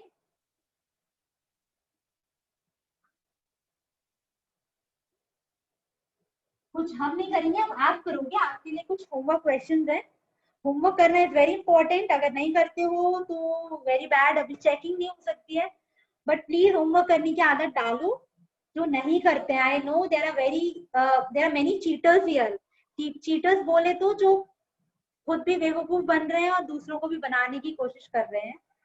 होमवर्क इज होमवर्क, कर लेना चाहिए, प्लीज करो, वरना समझ में नहीं आएगा कि आपके इस डब्बे में क्या गया है। कुछ भी डब्बा फुल हो जाएगा और भूल जाओगे सब कुछ। ठीक है, तो अभी आदत डालो। जो लोग होमवर्क नहीं करते हैं, प्लीज ट्राई करो, होमवर्क करो। अभी तो आप लोग घर पे हो, आप लोगों को बहुत टाइम मिलता है। जो चीज समझ में नहीं आती है पूछो, ठीक है, लेकिन होमवर्क करो। राइट? क्लास के बाद रुक जाओ थोड़ी देर, क्लास के बाद 4:30 तक क्लास होती है, उसके बाद पूछ सकते हो अगर होमवर्क में कोई डाउट है तो। अगर हेजिटेशन रखोगे तो कभी आगे नहीं बढ़ पाओगे। एक बच्चे का सिंपल सा काम होता है सीखना, वो सिर्फ सीखता है। आप अगर 12th वाले बच्चों से मिलोगे ना, इतने स्टूपिड डाउट्स पूछते हैं, इतना पढ़ने के बाद भी। वो 12th में आ गए हैं, 12th में आधे से ज्यादा उनका 70% से ज्यादा कोर्स हो चुका है, लेकिन फिर भी स्टूपिड से डाउट्स पूछते हैं, बिकॉज वो फ्रैंक हो चुके हैं। उनको वो हेजिटेशन नहीं होती है, ठीक है, कि डाउट्स पूछने से कुछ फर्क नहीं पड़ता है, बल्कि आपके कॉन्सेप्ट क्लियर हो जाते हैं। समझ रहे हो आप? तो हमेशा अगर कोई डाउट आ रहा है तो प्लीज पूछ लिया करो। और होमवर्क करना है वेरी इंपॉर्टेंट। अगर होमवर्क नहीं करोगे तो प्रॉब्लम हो जाएगी, आगे चल के कुछ याद नहीं रहेगा। ये होमवर्क क्वेश्चन है।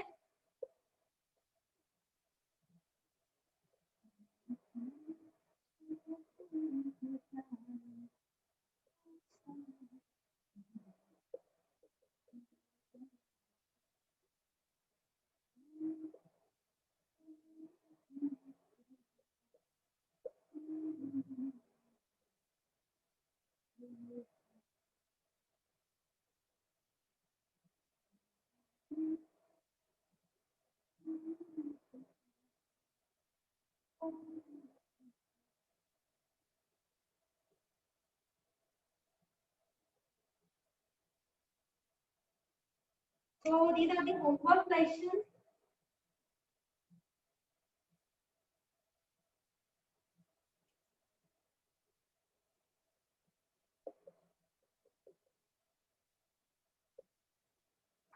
मुझे थोड़ी अल्फाबेट नहीं आते हैं, तो आप सही लिख लेना।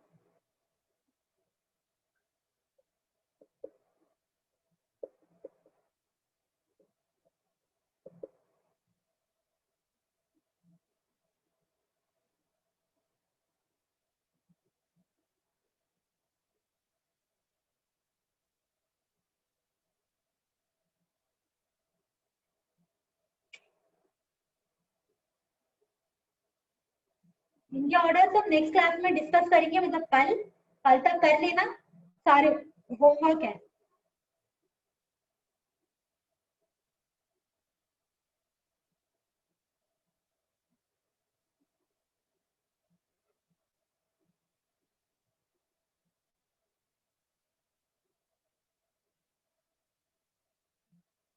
क्लियर है? लिख लिया?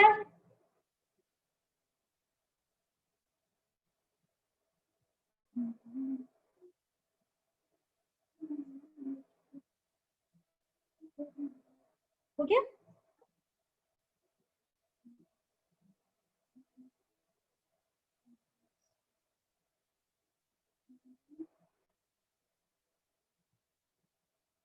अब महाभयानक चीज पढ़ने वाले हैं हम, एक्सेप्शन।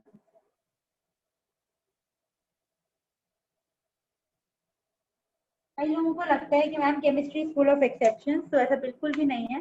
हाँ, कुछ कुछ चीजें होती हैं जो एक्सेप्शन होती हैं, लेकिन तो उन्हें हमें थोड़ा एक्स्ट्रा कॉन्शियस रहना पड़ता है, लेकिन बाकी सारी चीजें लॉजिकल होती हैं। अगर आप ध्यान से समझने की कोशिश करोगे, थोड़ा अपना दिमाग खोल के पढ़ाई करोगे, तो नहीं लगेगा। ठीक है, चलो तो एक्सेप्शन पे आते हैं। तो हमारा जो पहला एक्सेप्शन है वो क्या है? पहला एक्सेप्शन होता है बोरोन फैमिली में।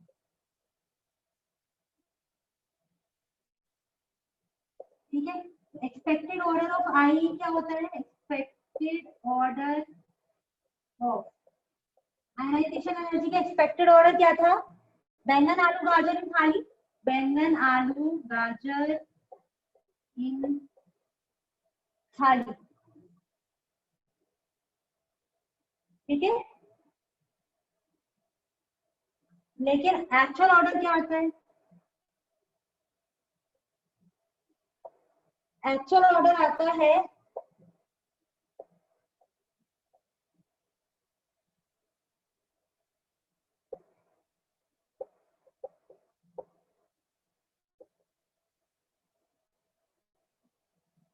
एक चीज तो आपको हमने उसमें पढ़ी थी कि इसमें और इसमें इसका साइज बड़ा होना चाहिए था, लेकिन इसका साइज छोटा हो जाता है, तो इसीलिए इसकी आयनाइजेशन एनर्जी ज्यादा है। एक और इसमें एक्सेप्शन क्या हो जाता है कि इसकी जो आयनाइजेशन एनर्जी है वो सबसे कम होनी चाहिए थी, लेकिन वो इतना ज्यादा होती है कि वो बोरोन के नीचे आता है। तो ये होता है ऑर्डर। याद करने का तरीका है, बजाएंगे,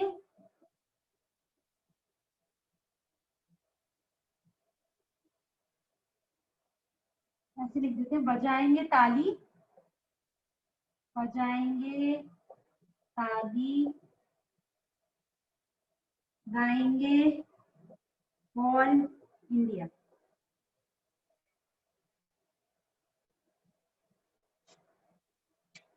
तो एक्चुअल जो हमारी बोरोन फैमिली है उसका ऑर्डर क्या आना चाहिए था कि नीचे जाने पे जो आयनाइजेशन एनर्जी है वो क्या होती है, डिक्रीज होती है, राइट। लेकिन यहाँ पर ऑर्डर थोड़ा सा कॉम्प्लिकेटेड आता है। ऑर्डर क्या होता है, हमारा जो थेरियम है वो आगे पहुंच जाता है। और दूसरी चीज जो एल्यूमिनियम और गैलियम थे, एल्यूमिनियम गैलियम में क्या होता है, उनका तो रिवर्स, उनका एक्सेप्शन हमने पढ़ा था, राइट। याद है आप लोगों को? अरे आजा यार।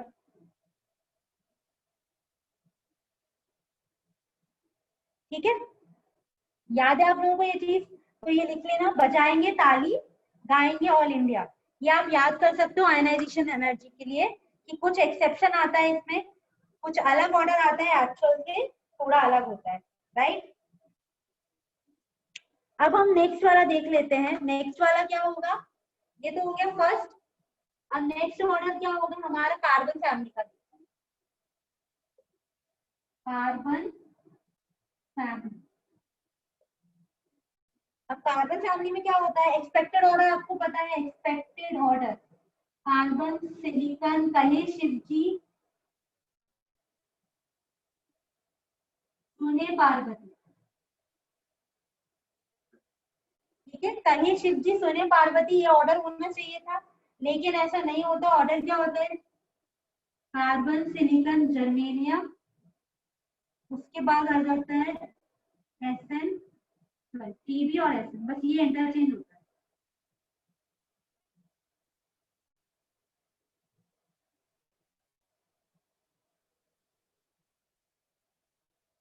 बस ये वाले एलिमेंट जो होते हैं वो इंटरचेंज हो जाते हैं। इसके रीजन में आप क्या लिखोगे, लेंथेनॉइड कॉन्ट्रैक्शन। अब लेंथेनॉइड कॉन्ट्रैक्शन क्या होता है वो हम आगे पढ़ेंगे, अभी के लिए सिर्फ वर्ड याद रखना। ऐसा इसलिए हुआ क्योंकि हुआ लेंथेनॉइड कॉन्ट्रैक्शन, लेंथेनॉइड कॉन्ट्रैक्शन।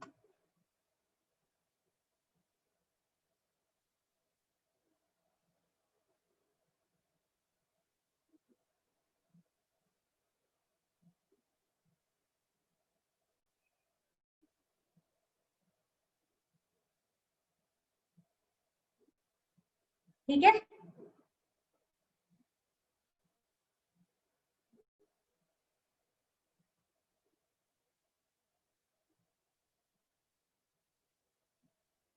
उसके बाद थर्ड है ग्रुप 12 एंड 13। क्या होना चाहिए था एक्चुअल में, यहाँ से अगर हम जाते हैं यहाँ पर तो आयनाइजेशन एनर्जी इंक्रीज होती है, लेकिन यहाँ पर क्या होता है कि ग्रुप 12 की आयनाइजेशन एनर्जी ग्रुप 13 से ज्यादा होती है। जैसे हम ग्रुप 13 में किसकी बात कर रहे हैं, नीचे वाले एलिमेंट की, सिर्फ जिंक, कैडमियम, मर्क्यूरी। और यहाँ पर क्या था, बैंगन आलू को छोड़ के गाजर, इन,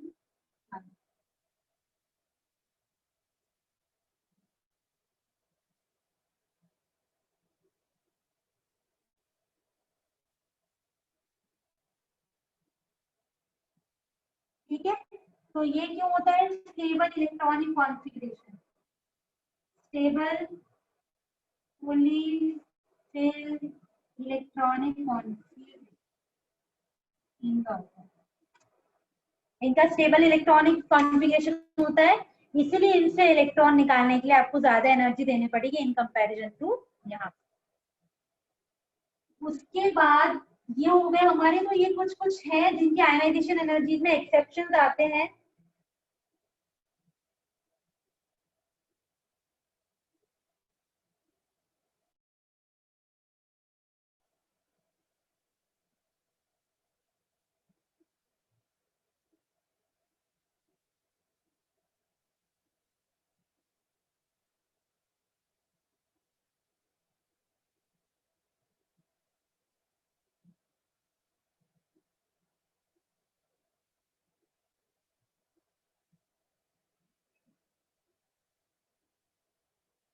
ठीक है, तो ये एक्सेप्शन थे। अब हम पढ़ेंगे, एक्सेप्शन हो गए हमारे, अब हम पढ़ेंगे एप्लीकेशन। Application of ionization. पहला एप्लीकेशन होता है मेटालिक कैरेक्टर।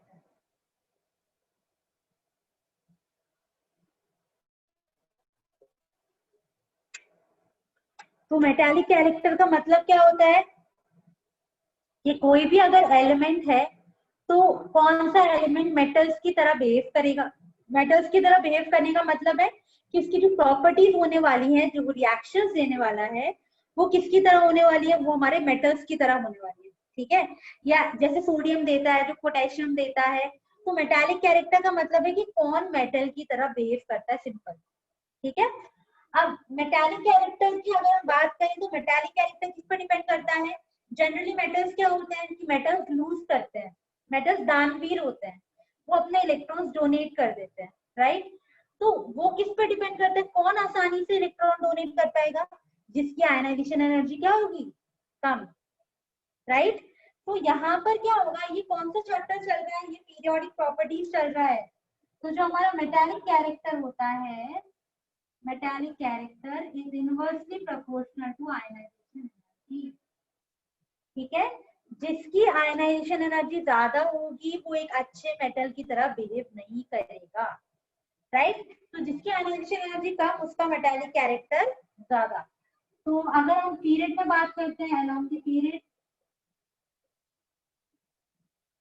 पीरियड में क्या होता है, आयनाइजेशन एनर्जी इंक्रीज होती है, इसका मतलब है मेटालिक कैरेक्टर क्या होगा, डिक्रीज। अगर हम पीरियड की बात, group, down the group, group की बात करेंगे तो क्या होगा, ग्रुप में क्या होगा, आयनाइजेशन एनर्जी डिक्रीज हो रही है, तो मेटालिक कैरेक्टर क्या होगा, इंक्रीज। सिंपल, मेटालिक कैरेक्टर मतलब कहाँ मेटल्स ज्यादा पाए जाते हैं। तो हमारी पीरियोडिक टेबल में मेटल्स कहाँ होते हैं, लेफ्ट साइड में, सोडियम वाली लाइन, राइट, बेरिलियम वाली लाइन, वो मेटल्स होते। नॉन मेटल्स इस तरफ होते हैं सारे, राइट साइड में। तो मेटालिक कैरेक्टर कहाँ ज्यादा होता है, ग्रुप में ज्यादा होता है, और पीरियड में क्या हो जाता है, कम। ठीक है, अगर मेटालिक कैरेक्टर का ये है तो नॉन मेटालिक कैरेक्टर का जस्ट इससे रिवर्स होगा। नॉन मेटालिक कैरेक्टर मतलब कोई भी एलिमेंट्स जो नॉन मेटल्स की तरह बिहेव करेंगे, राइट। तो नॉन मेटालिक कैरेक्टर का इससे रिवर्स हो जाएगा। अगर मैं नॉन मेटालिक कैरेक्टर की बात करूं तो वहां पर क्या होगा, अगर आप सेकंड पॉइंट डालो इसमें, नॉन मेटालिक कैरेक्टर, एक का पता होना चाहिए, बाकी हो जाते हैं। अगर नॉन मेटालिक कैरेक्टर की बात करें तो जो नॉन मेटालिक कैरेक्टर होगा वो डायरेक्टली प्रोपोर्शनल होगा आयनाइजेशन एनर्जी के, राइट। जिसकी एनर्जी ज्यादा होगी तो वो नॉन मेटल्स की तरह बिहेव करेगा। तो अगर पीरियड और ग्रुप की बात करें तो पीरियड में क्या होता है, आयनाइजेशन एनर्जी इंक्रीज होती है, नॉन मेटालिक कैरेक्टर में क्या होता है, इंक्रीज। ग्रुप में क्या होता है, ग्रुप में आयनाइजेशन एनर्जी डिक्रीज होती है, नॉन मेटालिक कैरेक्टर में क्या होता है। एक दिमाग में रखोगे, बाकी सारे हो जाएंगे, ठीक है। इन जनरल क्या होता है हमारे मेटल्स की, ये आपको नोट डाल के लिखना है। मेटल्स जनरली क्या होते हैं, इलेक्ट्रोपॉजिटिव। इलेक्ट्रोपॉजिटिव का मतलब क्या होता है, इलेक्ट्रॉन से प्यार नहीं करते हैं। इलेक्ट्रोपॉजिटिव मतलब इलेक्ट्रॉन से प्यार नहीं करते, इलेक्ट्रॉन लूज करते, इलेक्ट्रॉन लूज करते। मेटल्स की जनरल टेंडेंसी ये होती है। नॉन मेटल्स क्या करते हैं, नॉन मेटल्स क्या होते हैं, इलेक्ट्रोनेगेटिव। ये नोट में अलग से लिखना है आपको, इलेक्ट्रोनेगेटिव। नॉन मेटल्स क्या होते हैं, इलेक्ट्रोनेगेटिव होते हैं, मतलब ये क्या करते हैं, इलेक्ट्रॉन्स गेन करते हैं। ये क्या करते हैं, ये क्या करते हैं, ये इलेक्ट्रॉन्स को गेन करते हैं। ठीक है, ये चीज आपको दिमाग में रखनी है, जनरली ये होता है।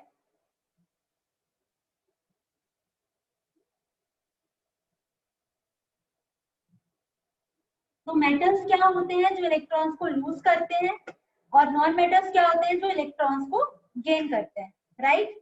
क्लियर है ये पॉइंट?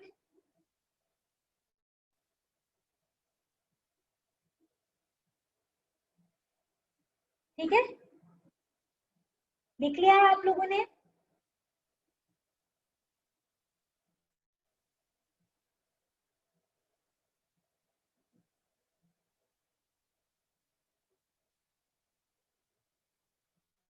हो गया?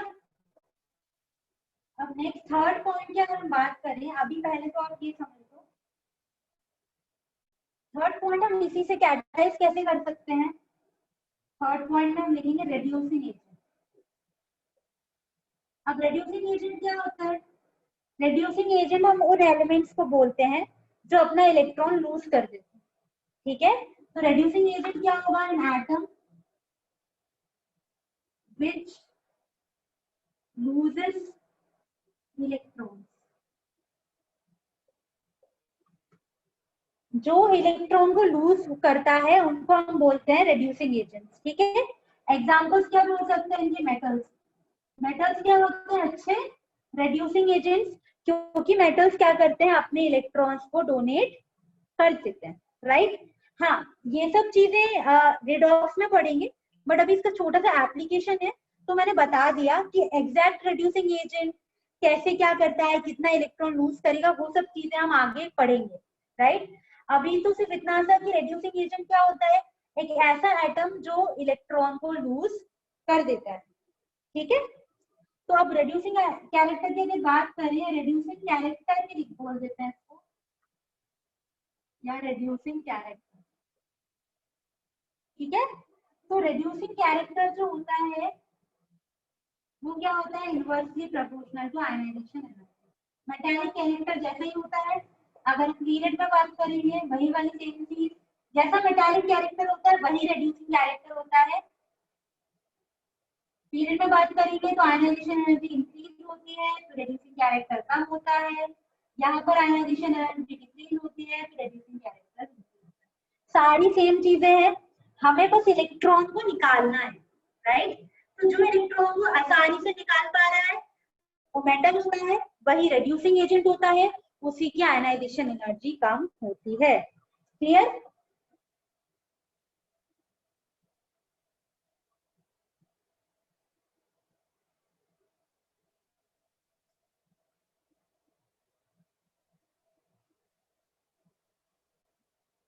ठीक है, अब अगर हम मैं आपसे बात करूं, ये हो गया ये रेड्यूसिंग। अगर नेक्स्ट होगा ऑक्सीडाइजिंग कैरेक्टर। रेड्यूसिंग का उल्टा होता है ऑक्सीडाइजिंग कैरेक्टर। इसका मतलब ये ऑक्सीडाइजिंग एजेंट, इसका मतलब क्या होता है? An atom which gains electron, an atom which gains electron, जो इलेक्ट्रॉन को ले लेता है उसको हम बोलते हैं ऑक्सीडाइजिंग एजेंट, राइट? जैसे एग्जांपल्स क्या होंगे इनके? Non metal. सेम ऑपोजिट चीज हो जाएगी, वही चीज जो ऑक्सीडाइजिंग कैरेक्टर होता है वो आयनाइजेशन एनर्जी के डायरेक्टली प्रोपोर्शनल होता है। इसका मतलब है सेम वही उल्टा जो लिख रही हूँ, नॉन मेटालिक मेटालिक सेम होता है, और वही यहाँ पर होता है नॉन मेटालिक मेटालिक जो लिखा था हमने, आयनाइजेशन एनर्जी इंक्रीज होती है, ऑक्सीडाइजिंग कैरेक्टर बढ़ता है। आयनाइजेशन एनर्जी डिक्रीज होती है, ऑक्सीडाइजिंग कैरेक्टर। क्यों हुआ? सिंपल इलेक्ट्रॉन्स के टर्म्स में देखो, इलेक्ट्रॉन दे कौन सकता है? लेफ्ट साइड वाले। इलेक्ट्रॉन ले कौन सकता है? राइट साइड वाले। ठीक है, तो लिख लीजिए,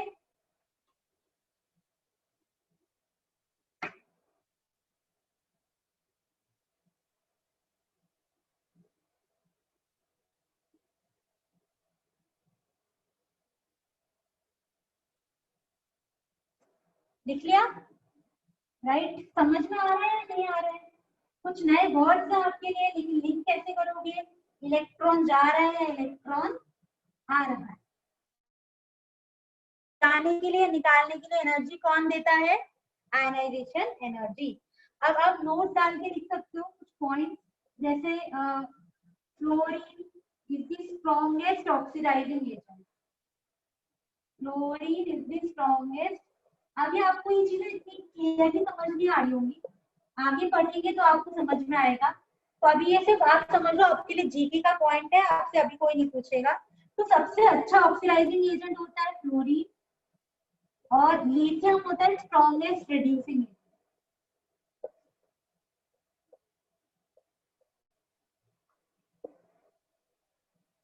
स्ट्रॉन्गेस्ट रिड्यूसिंग एजेंट, ठीक है, कहां पर? In aqueous form, in aqueous.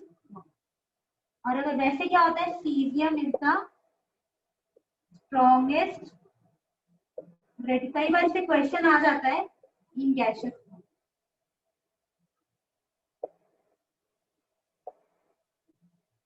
तो जो फ्लोरीन होता है वो सबसे स्ट्रॉन्ग ऑक्सीडाइजिंग एजेंट होता है, ये दोनों रिड्यूसिंग एजेंट होते हैं। एक्वस में ये होता है, एक्चुअल में ये होता है गैसियस में।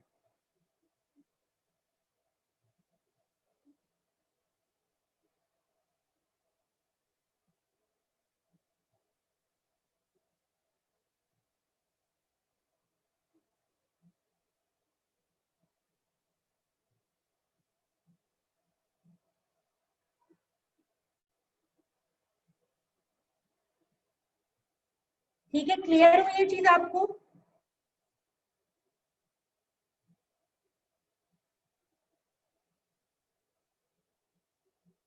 राइट, हो गया।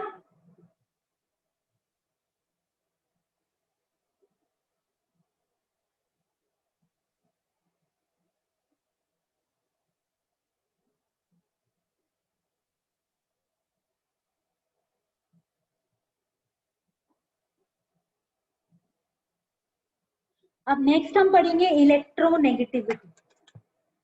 नेक्स्ट हमारी नेक्स्ट प्रॉपर्टी है periodic property. Electro ionization energy जो भी थी वो खत्म हो गई। इलेक्ट्रोनेगेटिविटी, ठीक है, इसकी ना बहुत इंटरेस्टिंग है, ध्यान से सुनिएगा, ठीक है। अब देखो, just a second.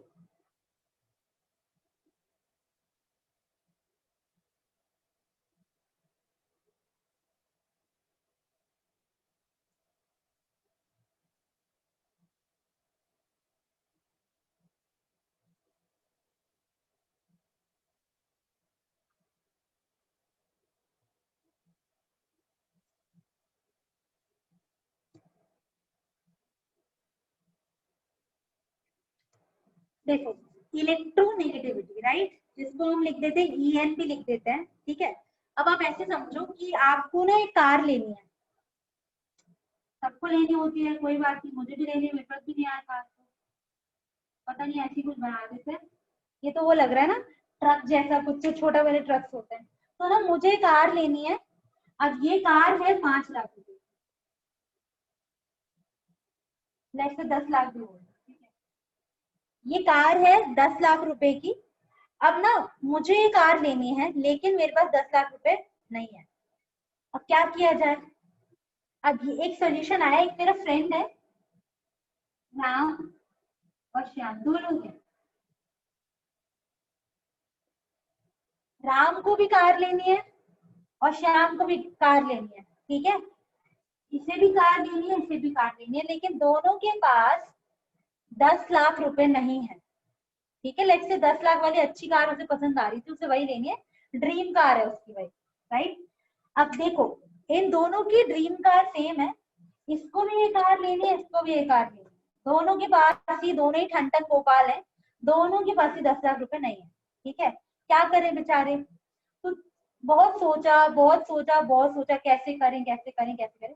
Finally decide किया उन्होंने, एक काम कर लेते हैं, आधा मैं दे देता हूँ, आधा तुम दे दो, मतलब 5 लाख दोनों ने 5-5 लाख दे दो, ठीक है। अब जब 5-5 लाख देखे, दोनों ने कार को खरीद लिया, राइट। और उनके बीच में डील हुई कि अब जो कार रहेगी वो कॉमन, हमारा जो एरिया होगा वहां रखी रहेगी। जब तेरे को जरूरत पड़े तुम यूज कर लेना, जब तुमको जरूरत पड़े तुम यूज कर लेना। दोनों ने आपस में म्यूचुअल अंडरस्टैंडिंग दिखा दी, ठीक है। लेकिन जो हमारा राम था वो था लालची। राम निकला लालची, इसने बोला कि यार देखो, मैंने तो पैसे इन्वेस्ट किए ही हैं, तो अब काम तो हो गया, कार तो आ गई है, बॉन्ड तो बन गया, राइट। अब क्या होगा, इसके, ये चालू बोल दो, लालची बोल दो, ये चालू इंसान था, और ये बेचारा सीधा साधा इंसान है।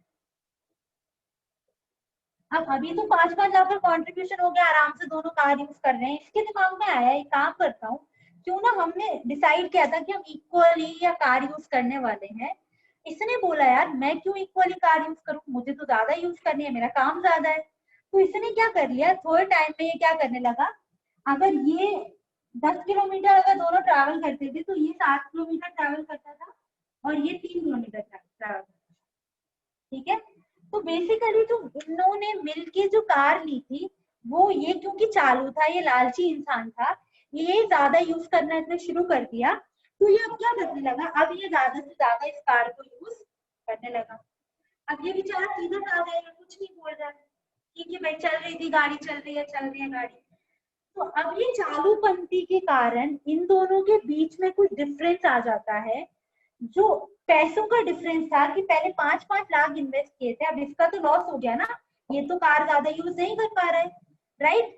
तो इसका मतलब ये है कि जो दो एलिमेंट्स थे उन्होंने पहले तो म्यूचुअल अंडरस्टैंडिंग से बॉन्ड बनाया, कोवलेंट बॉन्ड, राइट।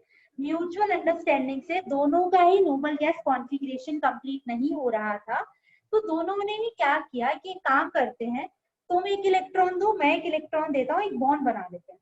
ठीक है, इन दोनों ने ही मिलके, दो एलिमेंट्स ने मिलके बॉन्ड बना लिया, जिसको हम बोलते हैं कोवलेंट बॉन्ड, राइट। तो जो मैंने बोला ना, राम और श्याम ने मिलके इलेक्ट्रॉन्स कंट्रीब्यूट किए, वो इलेक्ट्रॉन्स के लिए मैंने यहाँ बोला था 5-5 लाख कंट्रीब्यूट किए, राइट। तो उन्होंने इलेक्ट्रॉन्स कंट्रीब्यूट किए, और इलेक्ट्रॉन्स कंट्रीब्यूट करने के बाद क्या हुआ, इसने तो इलेक्ट्रॉन्स कंट्रीब्यूट करके कार खरीद ली। तो जब हमारे एटम्स ने, लेट्स से क्लोरीन, इसके पास 7 इलेक्ट्रॉन्स है, इसके पास 7 इलेक्ट्रॉन्स है, दोनों की औकात नहीं है क्या करने की, ऑक्टेट कंप्लीट करने की अकेले, राइट। दोनों अकेले कार नहीं ले सकते थे, अकेले अकेले तभी डिसाइड किया तो इक्वली हम मिलके कार ले लेते हैं। अब जब इन्होंने ऐसा डिसाइड किया कि दोनों मिलके कार लेते हैं, तो इन्होंने भी क्या किया, एक काम करो, तुम मेरा इलेक्ट्रॉन शेयर कर दो, मैं तुम्हारा इलेक्ट्रॉन शेयर कर देता हूँ। इस तरीके से उन्होंने क्या बना लिया, एक कोवलेंट बॉन्ड बना लिया, राइट। अब ये जैसे ही ये कोवलेंट बॉन्ड बना तो यहाँ तो कोई प्रॉब्लम नहीं हुई, क्योंकि ये तो दोनों सेम टाइप के लोग थे, ये दोनों सेम टाइप के लोग थे। इस बार क्लोरीन, ये भी क्लोरीन लालची नहीं है, ये वाला क्लोरीन भी लालची नहीं है, तो इनकी साझेदारी अच्छे से चल गई, कोई प्रॉब्लम नहीं हुई, राइट। लेकिन अगर मैं बॉन्ड बना रही हूँ इसके बीच में, लेट्स से फ्लोरीन और क्लोरीन ले लेते हैं, या फ्लोरीन और ब्रोमीन ले लेते हैं, ठीक है, या सिंपल हम ले लेते हैं एच और एच ले लेते हैं, एच और सी एल, राइट। जब इन दोनों ने बॉन्ड बनाया होगा तो क्या हुआ होगा, हाइड्रोजन को अपना कंप्लीट करने 2 इलेक्ट्रॉन्स, हाइड्रोजन के पास एक ही इलेक्ट्रॉन था, तो इसने क्या किया, इसने शेयर कर लिए और इसने भी शेयर कर लिया, मिलके क्या कर लिया, एक कोवलेंट बॉन्ड बना लिया। वो कैसे बनेगा, ऐसा बॉन्ड बना लिया। अब जो मेरा क्लोरीन है वो थोड़ा लालची किस्म का इंसान है, वो है तेज, उसको क्या है, उसको इलेक्ट्रॉन से बहुत ज्यादा प्यार होता है, उसको इलेक्ट्रॉन से, सॉरी, उसको इलेक्ट्रॉन से बहुत ज्यादा प्यार है, वो है थोड़ा चालू किस्म का इंसान। डिसाइडेड क्या था, डिसाइडेड ये था कि जो हमारा कॉमन डिवीजन होगा उसमें हमारे इलेक्ट्रॉन्स ऐसे रखे रहेंगे। लेकिन क्योंकि ये चालू इंसान निकला, तो ये क्या करेगा, जो इलेक्ट्रॉन्स दोनों ने एक्चुअल में कंट्रीब्यूट किए थे, उन इलेक्ट्रॉन्स को अपनी तरफ पुल करने की कोशिश करेगा, ठीक है। अब एक्चुअली ये क्या करेगा, अब मैं ये कहानी वाली मिटा देती हूँ यहाँ पर, कि जैसे यहाँ पर राम लालची था, तो राम ने क्या किया, कार का यूज करना ज्यादा शुरू कर दिया, और जो अब कार का जो उनका डिसाइडेड था कि हम 50-50 कार को यूज करेंगे, वैसा नहीं हो पाया, वो कार को ज्यादा यूज करने लगा, तो कार स्लाइटली उसकी तरफ शिफ्ट होती गई, क्योंकि मतलब ज्यादा यूज कर रहा है, ठीक है। अब इस स्टोरी को जान लेते हैं। अब एक्चुअल में क्या हो रहा है, हमारे पास ये हो रहा है कि एक्चुअल में दोनों ने अपनी म्यूचुअल अंडरस्टैंडिंग से क्या किया था, म्यूचुअल अंडरस्टैंडिंग से बॉन्ड बनाया था, राइट। अब म्यूचुअल अंडरस्टैंडिंग से बनाया था, लेकिन मेरा क्लोरीन क्या है, लालची, तो वो क्या करेगा, ये जो इलेक्ट्रॉन है ना, इसको अपनी तरफ खींच लेगा। तो ये जो इलेक्ट्रॉन यहाँ था ना, वो धीरे धीरे शिफ्ट होके कहाँ आ जाएगा, यहाँ पर, मतलब मेरे हाइड्रोजन से दूर चला जाएगा, राइट। क्योंकि क्लोरीन क्या है, क्लोरीन होता है इलेक्ट्रोनेगेटिव एलिमेंट, इसको इलेक्ट्रॉन से बहुत प्यार होता है, तो किसी भी शेयर्ड बॉन्ड में अगर किसी भी बॉन्ड में इलेक्ट्रॉन्स होते हैं तो ये इलेक्ट्रॉन्स को स्लाइडली अपनी तरफ शिफ्ट कर लेता है। तो हमारे लिए सीधा एलिमेंट ये हो गया, चालू एलिमेंट ये हो गया। तो क्योंकि ये इलेक्ट्रॉन से बहुत प्यार करता है, बहुत अट्रैक्टेड है, तो ये इलेक्ट्रॉन्स को अपनी तरफ खींच लेता है। ठीक है, इस प्रॉपर्टी को हम क्या बोलते हैं, इलेक्ट्रोनेगेटिविटी। तो अगर मैं आपसे बोलूं कि इलेक्ट्रोनेगेटिविटी क्या होती है, electronegativity is the tendency of an atom, कोई एटम की tendency by which it attracts, जिसकी वजह से वो इलेक्ट्रॉन्स को अपनी तरफ अट्रैक्ट करता है, by which it attracts the electrons in a covalent bond। कोई भी अगर कोवेलेंट बॉन्ड बना हुआ होगा तो उसमें से वो इलेक्ट्रॉन्स को अपनी तरफ खींचने की कोशिश करेगा। इस प्रॉपर्टी को हम क्या बोलते हैं, इलेक्ट्रोनेगेटिविटी। क्लियर हुआ? क्लियर हुआ या नहीं हुआ? तो इलेक्ट्रोनेगेटिविटी क्या होती है, the tendency of an atom, मैं आपको लिखवा दूंगी अभी, राइट। अब क्या होगा, इलेक्ट्रॉन्स को अपनी तरफ खींच लेगा, इसकी वजह से क्या होगा, अब यहाँ से इलेक्ट्रॉन थोड़ा दूर जाता जा रहा है तो इस पे पार्शियल पॉजिटिव चार्ज आएगा। और मैं डेफिनेशन अभी लिखवाऊंगी, इस पे क्या होगा, पार्शियल नेगेटिव चार्ज आएगा। अब इसका मतलब क्या होता है, एक्चुअल में जब इलेक्ट्रॉन बीच में रखे थे तो किसी पे कोई चार्ज नहीं था, राइट। लेकिन जैसे ही हमारे क्लोरीन ने अपना लालचीपन दिखाया और इलेक्ट्रॉन्स को अपनी तरफ ले लिया, तो इलेक्ट्रॉन स्लाइटली इसकी तरफ शिफ्ट हो गए, पूरे इलेक्ट्रॉन ट्रांसफर नहीं हुए हैं, तो प्योर प्लस और प्योर माइनस नहीं आया है, राइट। H प्लस और Cl माइनस नहीं बने हैं, लेकिन इलेक्ट्रॉन स्लाइटली इसकी तरफ आने की वजह से हमने इसको दे दिया माइनस वाला चार्ज, इससे दूर हो गया इसलिए इसको दे दिया प्लस। तो ये जो साइन होता है ना, इसको हम बोलते हैं पार्शियल पॉजिटिव, पार्शियल पॉजिटिव या फिर पार्शियल नेगेटिव। इसका मतलब होता है कि एक्चुअल में तो हमारे जो इलेक्ट्रॉन्स है वो पूरे ट्रांसफर नहीं हुए हैं, लेकिन जो इलेक्ट्रॉन्स है वो हल्के से इसकी तरफ टिल्टेड है, इसकी तरफ शिफ्ट हो गए, राइट। जिसकी वजह से इस पे नेगेटिव आता है, इस पे पॉजिटिव आता है। ठीक है, समझ गए आप लोग ये चीज? अब मैं आपको लिखवाऊंगी, ये मैं लिखवाऊंगी आपको। अब हम करेंगे इलेक्ट्रोनेगेटिविटी की डेफिनेशन।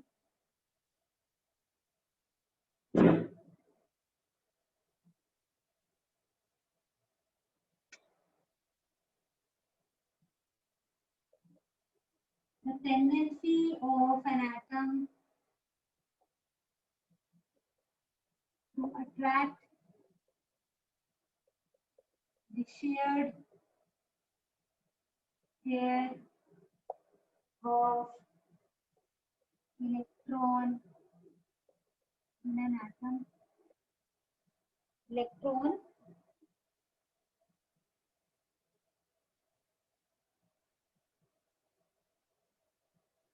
towards itself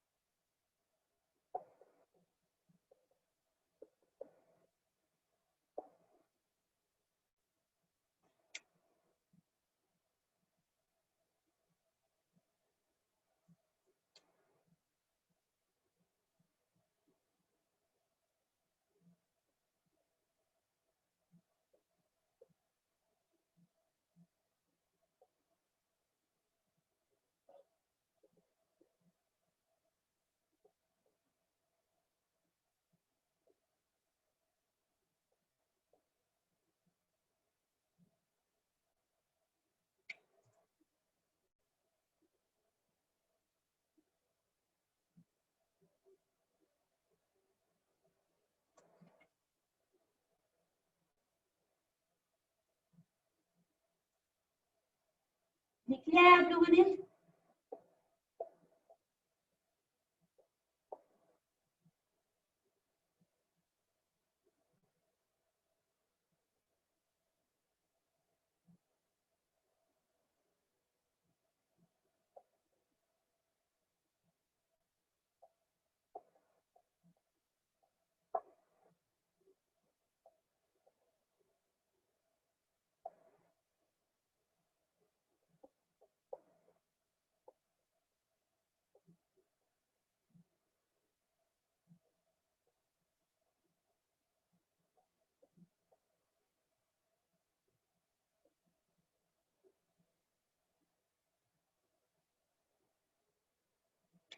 देखो आप, अभी हम समझते हैं पहले इसको।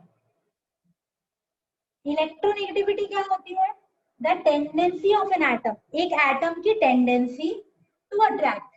देखो, हमेशा एक चीज समझना, वो अपनी तरफ खींचने की कोशिश कर रहा है, ठीक है, वो अपनी तरफ पुल करके रखेगा, लेकिन वो इलेक्ट्रॉन को पूरा अपनी तरफ नहीं खींच पाएगा, सिर्फ खींचने की कोशिश करेगा, पूरा इलेक्ट्रॉन ट्रांसफर नहीं होगा, ध्यान रखना आपको, ठीक है। तो to attract shared pair of electron, जो पेयर इलेक्ट्रॉन का उन्होंने शेयर किया था एक कोवलेंट बॉन्ड में, वो अपनी तरफ खींचने की कोशिश करेगा। इसको यहाँ लिख देना, इज नोन एज, यहाँ पे लिखा है इनकम्प्लीट है ना, इज नोन एज इलेक्ट्रोनेगेटिविटी। तो इलेक्ट्रोनेगेटिविटी क्या होती है? एटम की ऐसी टेंडेंसी जिसकी वजह से वो शेयर्ड इलेक्ट्रॉन्स को अपनी तरफ खींचता है, ठीक है, उसको हम बोलते हैं इलेक्ट्रोनेगेटिविटी, राइट।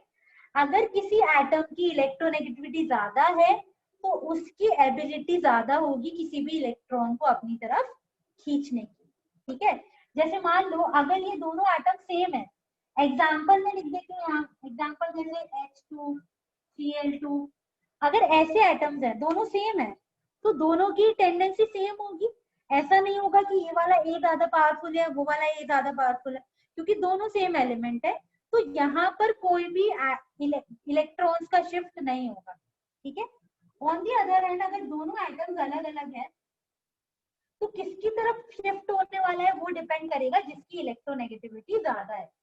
अगर मेरे ए वाले एटम की इलेक्ट्रोनेगेटिविटी बी से ज्यादा है, मतलब ए वाला क्या करेगा, इलेक्ट्रॉन्स को अपनी तरफ खींच लेगा, तो इसलिए मैंने इस पे क्या लिखा, पार्शियल नेगेटिव चार्ज, और इस पे क्या लिखा, पार्शियल पॉजिटिव चार्ज, राइट। अगर सेम चीज हमारे बी की इलेक्ट्रोनेगेटिविटी ज्यादा है, ए की इलेक्ट्रोनेगेटिविटी कम है, तब क्या होगा, तब बी क्या करेगा, अपनी तरफ इलेक्ट्रॉन को पुल कर लेगा, इसीलिए इसमें पार्शियल नेगेटिव आएगा और इसमें पार्शियल पॉजिटिव आएगा। अब किसी को कोई डाउट है तो आप बताइए।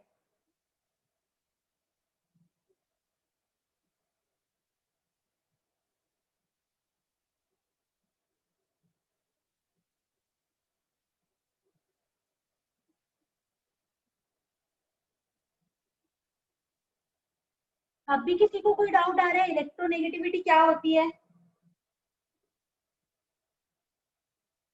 देखो काई का ये जो है ना, काई, ये है इलेक्ट्रोनेगेटिविटी का सिंबल, लिख लेना।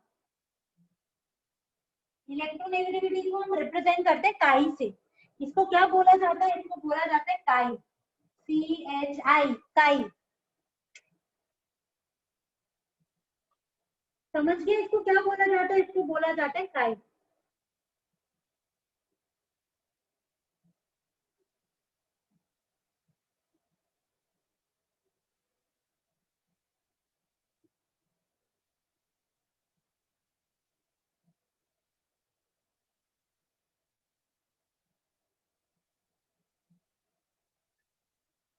तो इलेक्ट्रोनेगेटिविटी समझ में आ गई क्या होती है? अगर कोई एटम एक बॉन्ड में चालू बनने की कोशिश करता है, मतलब वो इलेक्ट्रॉन्स को अपनी तरफ पुल करने की कोशिश करता है, ठीक है, अगर वो इलेक्ट्रॉन्स को अपनी तरफ पुल करेगा, इसका मतलब है कि उसकी इलेक्ट्रोनेगेटिविटी ज्यादा है, तो टेम्पररीली उस पर कोई चार्जेस आ जाएंगे, जो अपनी तरफ पुल कर रहा है उस पर आ जाएगा पार्शियल नेगेटिव, और जो अपनी तरफ पुल नहीं कर रहा उस पर आएगा पार्शियल पॉजिटिव। क्लियर है?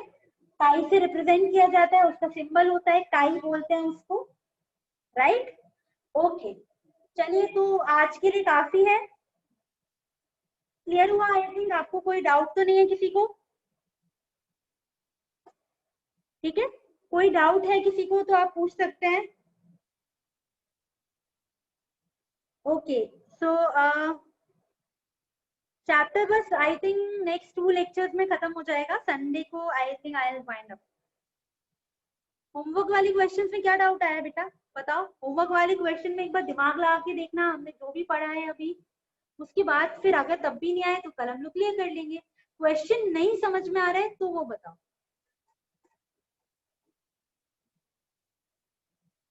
मुझे याद नहीं है मैंने जी पे कौन सा क्वेश्चन दिया है, तो आप लोग या तो मुझे क्वेश्चन भेज दो या आप ट्राई करके देखना, कल उसको डिस्कस कर लेंगे, ठीक है। ट्राई करो खुद। मेरा नाम पलक है। Vinita I don't know, Vinita आपको कहाँ से पता चला है? क्लियर है? किसी को कोई डाउट?